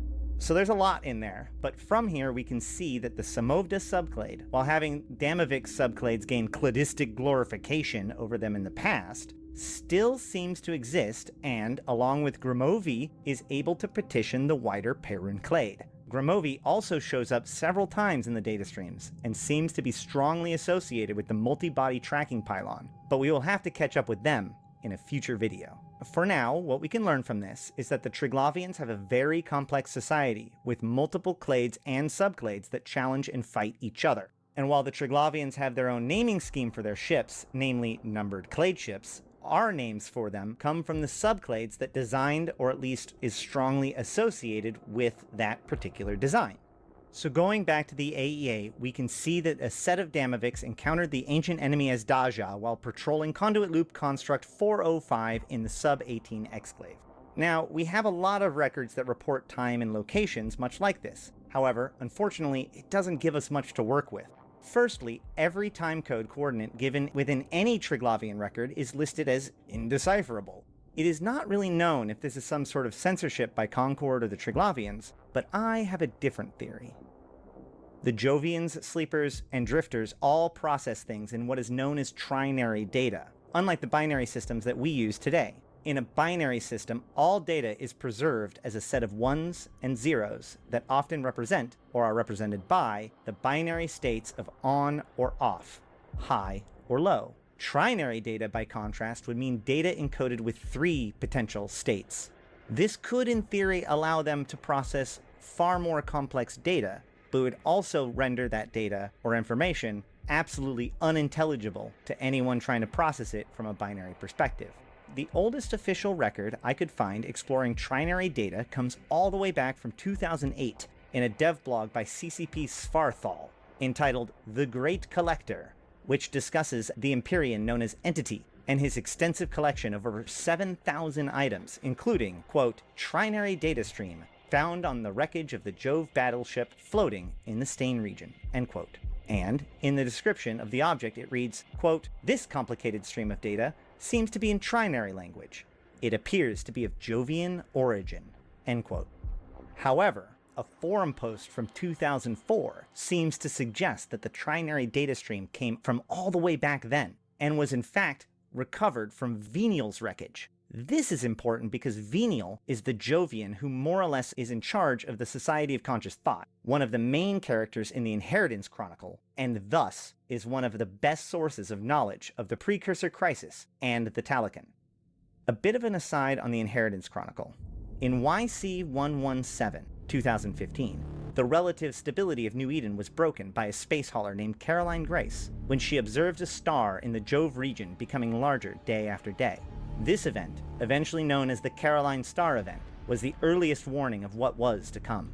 Shortly after, the Jovian observatories began decloaking, and the Circadian Seekers, and later Drifters, began emerging into New Eden. For nearly a year, confusion and speculation reigned, leading the Hydrostatic podcast to bring together the greatest thinkers in New Eden's history to discuss these matters in an attempt to shine light on current events. And from there we got the awesome Emergent Threats trailer. Link in the doobly-doo. However, while the mystery may have started with a star in the sky, it was a different Christmas miracle which led us to answers.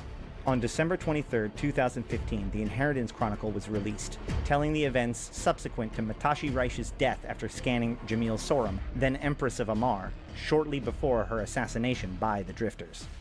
As you can see, this is another huge rabbit hole, which we have to come back to later. But for now, let's just leave it at the Inheritance Chronicle being one of the most important stories to understand the Precursor Crisis and modern events, and move along. You can find links to the Chronicle below, as well as a link to the Eve Reader podcast, who, along with several guests, have made a 40-minute long reenactment of the Chronicle. It's amazing. Check it out. Wow. Where were we? Oh boy. This is gonna be like a 30-minute long video, isn't it?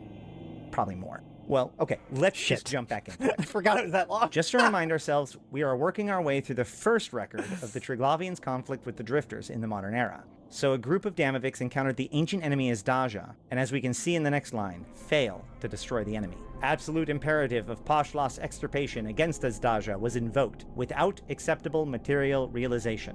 We also see a few more words that we should probably define to better understand things moving forward. As I mentioned in the Zoria video, the Triglavians like to use Slavic mythology and terminology to name and discuss things.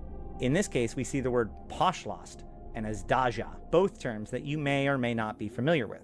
The Azdaja in Slavic myth is an ancient evil dragon, a great evil that rises when a century-old serpent is eaten by another. This monster comes from an even earlier Iranian mythos, in which great heroes are sent out on heroic quests to slay the great monster. This echoes to us in the modern day through stories such as St. George and the Dragon. So, knowing this, we can tell that the Triglavians reserve a special place of hatred for their ancient enemy. It is also worth noting that during this initial encounter, they did not yet know about the true nature of the Drifters, the Sleepers, and the Other. And so their association with the ancient enemy does not appear to be connected to an understanding of the Drifters as the Other, but rather comes from their own misidentification of the Vigilant Tyrannos as being from the Second Jovian Empire, their real ancient enemy. From this, we can begin to ask ourselves, what happened between the Triglavians and the Second Jovian Empire? A question we will return to soon. The other word is Pashlost. Considered a word lacking direct translation, its rough meaning is a word akin to taboo, vile, and corrupt. At least the Triglavians lack subtlety. Additionally, this report suggests that the Triglavians failed to destroy their enemy, reporting that the noema, or policy of extirpation or destruction, of the ancient enemy did not achieve, quote, material realization, end quote. In other words, they failed to destroy the enemy. Finally, we can see that the results of this encounter are submitted to, or cast into, the clade flow, which seems to be a collective bank of information, as well as interclade communication network. The only thing left here before moving on is to point out that the tactical troika is the one who places the casting into the clade flow, which implies that they survived the encounter. In a different data stream, the Triglavians encounter Capsuleers, and the Triglavian ships are destroyed. In this case, it is the transfer conduit itself that records the information and submits it. Not sure if this is exactly essential to understanding the story, but I find it kind of interesting. Moving on. We finally make our way to the AEA-2 record, which continues the Triglavian search for an answer for this returning threat. From AEA-2, Convocation of Triglav outside of the struggle has affirmed the need for playful communion of repeated time by clades assembled into subclades militant and technical. The entosis of the ancient enemy Azdaja into loop constructs must be sever reversed by the volition of merge consent of Convocation of Triglav outside of the struggle. The adaptation schema of clade ships for all tactical troika classifications may be entered into the clade flow without proving. Playful communion seems to simply mean cooperation, and it would seem that the Convocation is calling for all of the military and technical troikas to work together on this problem. The word entosis may jump out to many Empyreans thanks to the drifter technology known as the entosis device. But what they seem to mean here is simply the original definition of the word, that of forced entrance. So what it appears to be saying is that the Convocation is affirming the need for the majority of the Triglavians to work together and end the intrusion of the drifter forces. The final line is confirmation that the specification for all of the ship's designs are allowed to be entered into the clade flow without proving. The key phrase here is without proving. While many of the ships used by the Triglavians go through a proving process, only the Leshak and Zernitra are entered without proving. The Zernitra came later as part of the invasion efforts, but the description of the Leshak itself tells us what happens next. Leshak's subclade of Velis clade scattered the adaptation schema of reverse time reclaimed adaptation schema of 729 tactical troika classification vessel into the clade flow without proving after convocation of Triglav outside of the struggle. Convocation of the commune troika have now time pressure for dispersal to strategic troika. Each ship type is given a troika classification, and the 729 is the ship that we know as the Leshak. And just like the Damavik, it was named after the subclade that produced it. What is most interesting here is that the Leshak was created from a reclaimed adaptation schema, meaning that it is an older model that was taken out of service, but then brought back to be pushed to the strategic troika. This offers us another interesting tidbit of information, that the Triglavian ships seem to be getting smaller over time. The ancient ships include such lumbering beasts as the Leshak, whereas the much more modern Damavik seems to be what was in use at the time of the Drifters' invasion into Triglavian space. If you think about it, this makes a lot of sense. The Triglavians are a decaying empire, living in a realm with little resources and no forgiveness. Over time, they have developed smaller and more nimble craft that use far less resources to build and operate. Could it be that they are whittling down their people as well, via proving, and only those who are glorified are allowed to keep their physical form? Who knows? Oh no, that's the tinfoil alarm. I guess we better move on. Where was I again? Oh yeah. They have just rediscovered the design of the Leshak battleship and submitted it into the clade flow.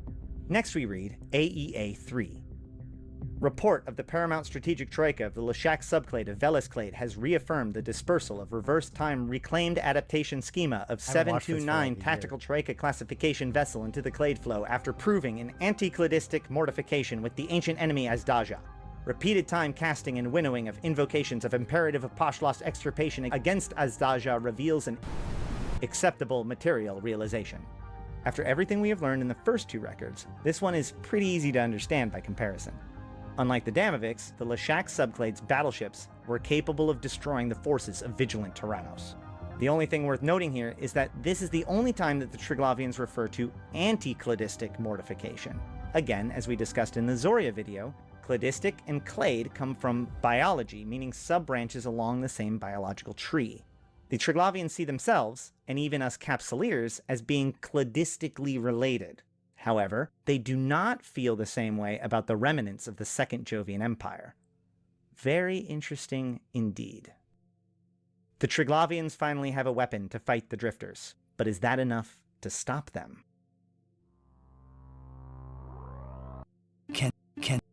Oh my god.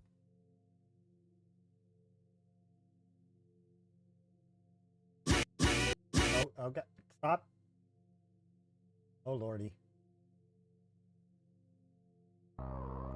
As mentioned before, each set of 6 data streams are broken into 3 different types. The first 3 records represent an early encounter with the entities in question, while the final 2 show a more ongoing and disjointed record. The 4th data stream of each set is a kind of bridge between the other 2 phases. While each of the 4th data streams have differences due to their vast different kinds of encounters that they have with each group, they also share a lot of similarities. With that in mind, let's read the 4th data stream. Prayer of the Detached Executive Troika for sublimation of Pashlost flow has evoked procession from convocation of Triglav outside of the struggle that requires winnowing of all discourses operating as elements in relation to the ancient enemy Azdaja through semiosis. Detached Executive Troika is granted mandate in Subornost to invoke countervailing imperatives without reverse time proving. Convocation affirms imperative on Detached Executive Troika to maintain playful communion over repeated time with clades assembled and subclades militant and technical. Oh hey, look at that! Our first appearance of the Detached Executive Troika for sublimation of Pashlost flow! As we pointed out in a previous video, we actually know the more common name of this character, Zoria Triglav. Without going into too much detail about the other sets of data streams, each of the 4 data streams are a communication between Zoria and the convocation of Triglav outside of the struggle. Most of the time, the message is a request or prayer between Zoria and the convocation of Triglav outside of the struggle. Whoever is making the request, they are seeking procession or moving forward with the decision about that faction. However, this procession requires a winnowing of the discourses. The word winnowing means separating, and commonly used to mean separating wheat from chaff. And the word semiosis means communication of meaning through signs. They use this word a lot, and you may recognize the word from the semiosis consoles that we use to intercept Triglavian messages. We will also see the word semiosis again in a few minutes. So it would seem to suggest that Zoria is asking for the convocation to go over all of the data and communications in regard to the ancient enemy and move forward with a decision on the matter. And it would also appear that the convocation does so, and thus grants a mandate to Zoria in response.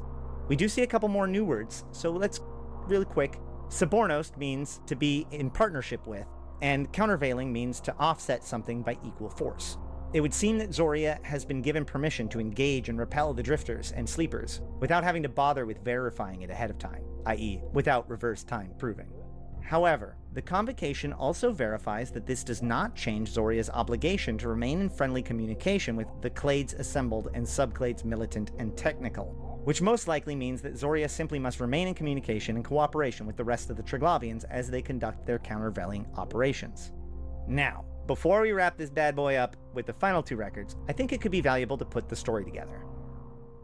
One day, a group from the Perun clade piloting Damoviks encountered forces from the Sleepers and Drifters, and recognizing them as their ancient enemy, they followed their protocols and attempted to destroy the intruders. However, while it seems that the Damoviks most likely survived the encounter, they failed to destroy their enemy. From there, it was agreed that this threat was worth uniting the clades to stop the intrusion, and a request for any solution to the problem was put out to the clades. In response to this, the Leshak subclade of the Velis clade recovered an older design that they believed could help them destroy the ingressing threat. After some testing, it was proven that the Leshak battleship, as we now call it, was in fact sufficient to destroy the ancient enemy's vessels.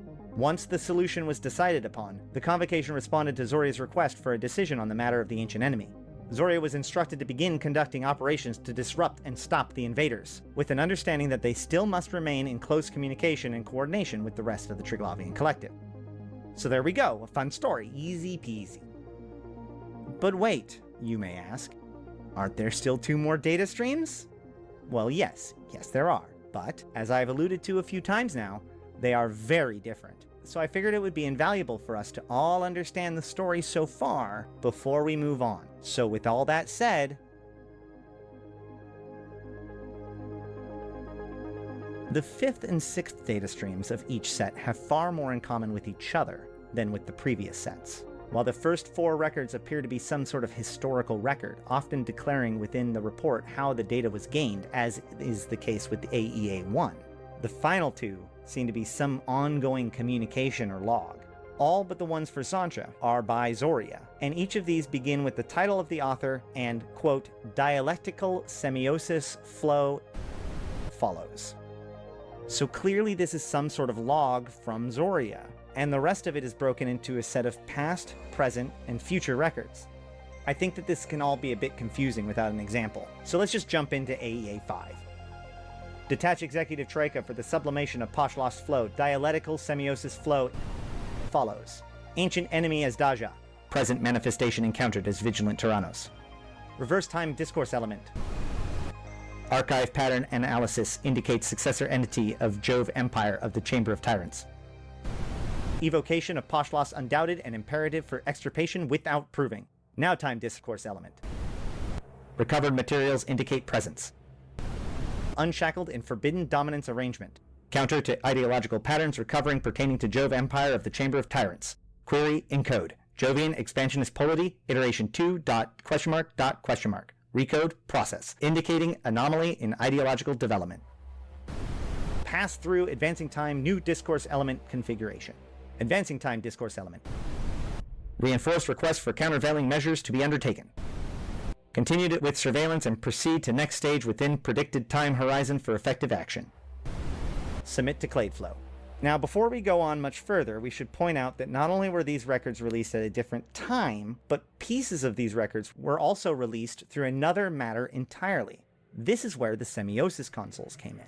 See, the 5th and 6th records were released as they were moving towards Invasion Chapter 1. They had added a brand new room in the hardest areas of the Abyss, a room that we have come to know as the Shipyard. When you enter into any Tier 5 Abyss, you now have a chance to end up in the shipyard, rather than the normal 3-conduit loop that you would expect to encounter.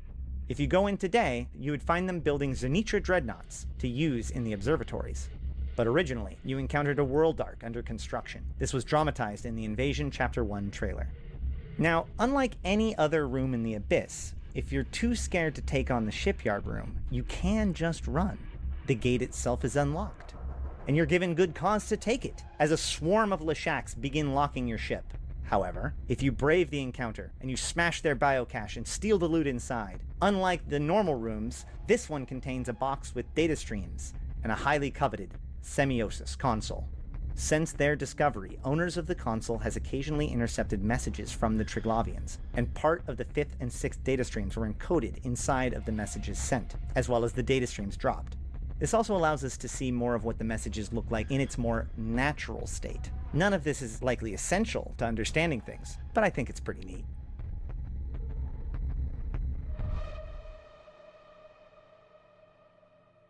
Once the actual record begins, we see it first identify the ancient enemy Azdaja as having the present manifestation of Vigilant Tyrannos.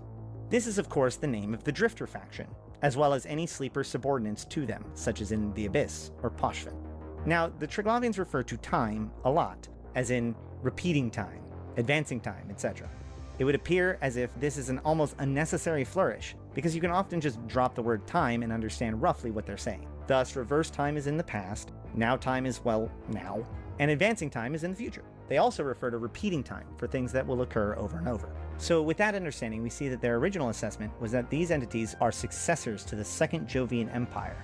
This informs what I said earlier about the Triglavians not understanding the true nature of the Drifters, but rather identifying the Second Jovian Empire itself as the ancient enemy.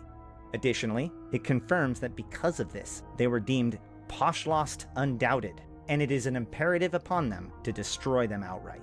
However, it is in now time that things get a bit more complicated.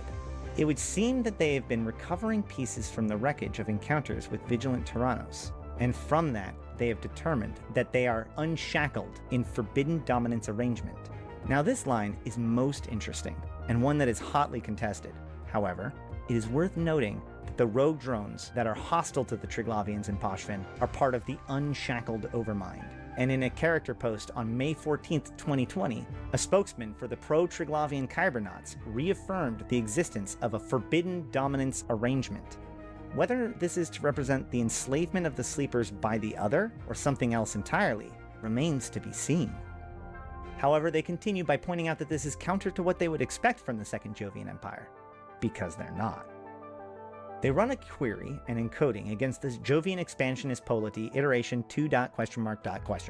Now, a polity is like a society, so this suggests that they were testing what they were seeing versus recovered records of the Jovians from iteration 2, which is likely the Second Jovian Empire. Testing their current findings against the historical records indicate that there has been some sort of disruption in the ideological development of the Second Jovian Empire. Thanks, Punch. Now, we know that the end of the Second Jovian Empire came from the Shrouded Days, as their great empire was brought low by the emergence of the Jovian disease. Given that their records are recovered, and they don't seem to know what happened to the Second Jovian Empire, this puts the escape or imprisonment of the Triglavians around this same time period. Some have even go so far as to suggest that the Triglavians, with their bioadaptive suits and their mutaplasmids, may in fact be the modifiers from the Second Jovian Empire, an ideological opponent to the Statics, including those who would eventually become the Sleepers. Whether this is true, and whether the Triglavians are the creators or victims of the Jovian disease, remain to be determined. What does seem to be true is that this discovery changed how the Triglavians were going to be dealing with, or at least discussing, the enemy moving forward. Which brings us to advancing time. The need for countervailing measures is still a top priority for Zoria. However, there is an immediate need for continued surveillance to gather information, as the time for effective action may be running out. Alright, so as I said, the last two are way different than the ones before, and as you can see, this leads to a lot more speculation. So let's just wrap this up with AEA-6. Detach Executive Troika for sublimation of Poshlost flow. Dialectical semiosis flow follows. Ancient enemy Azdaja. Exploratory operations have failed to establish active locus for presence of Jove Empire of the Chamber of Tyrants. Reverse time discourse element. I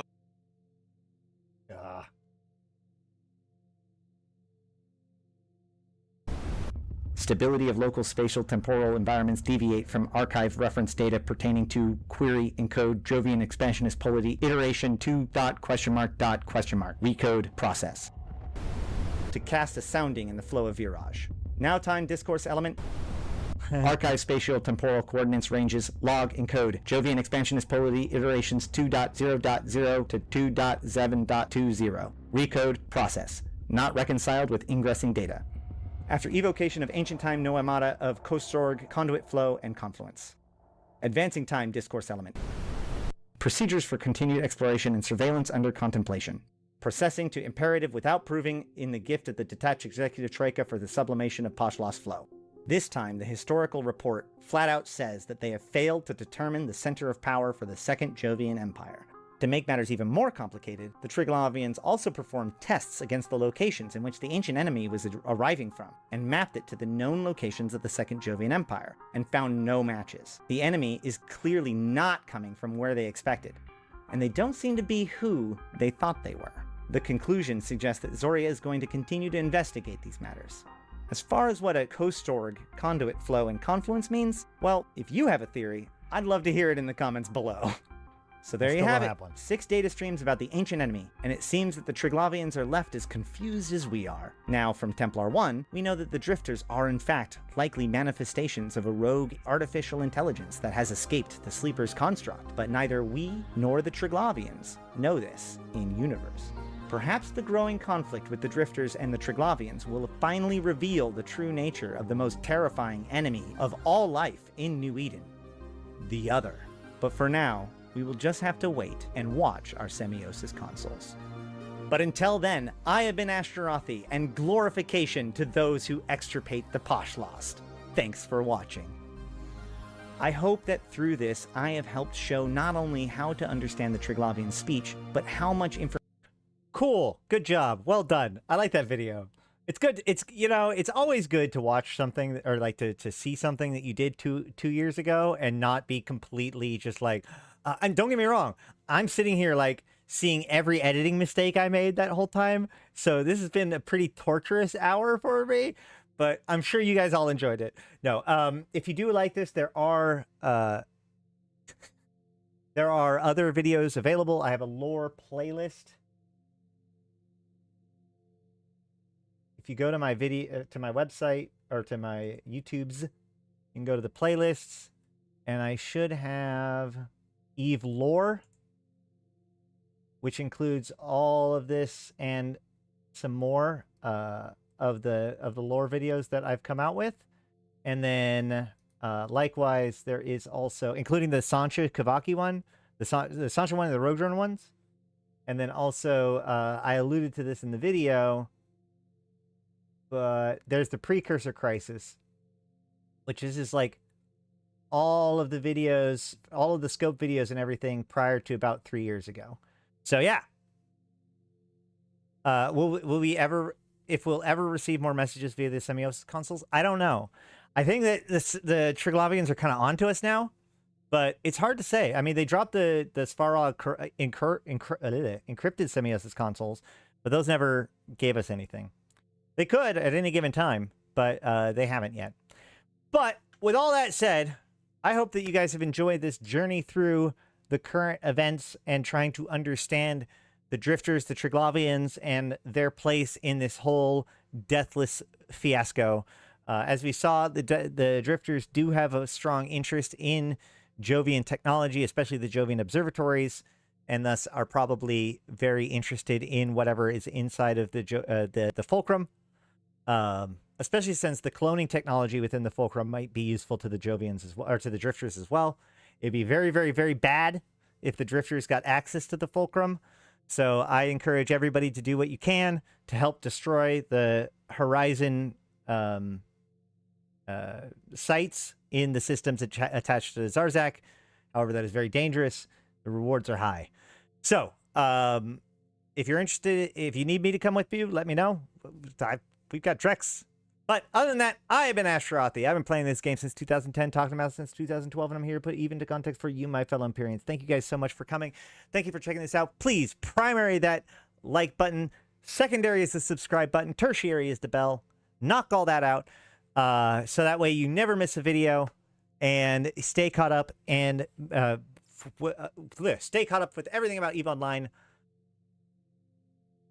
Share it with a friend, because that's how we maximize player engagement with EVE Online. That's how we raise the literacy of EVE Online.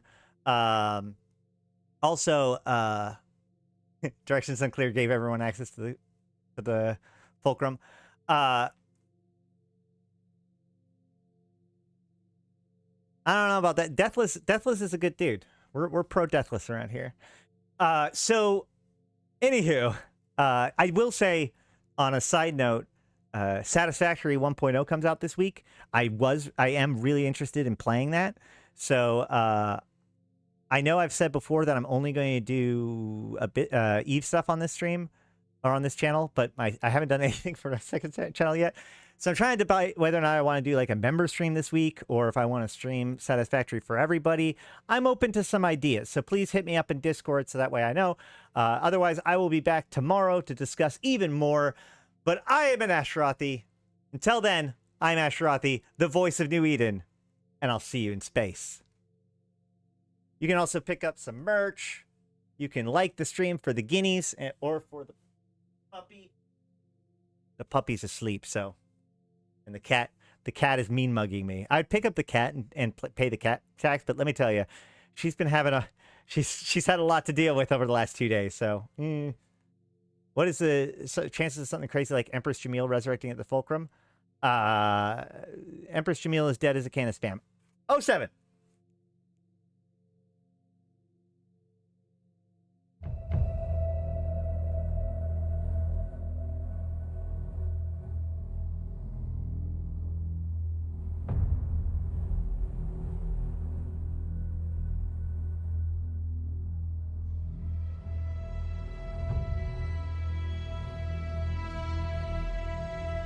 Bring on the wrecking machine.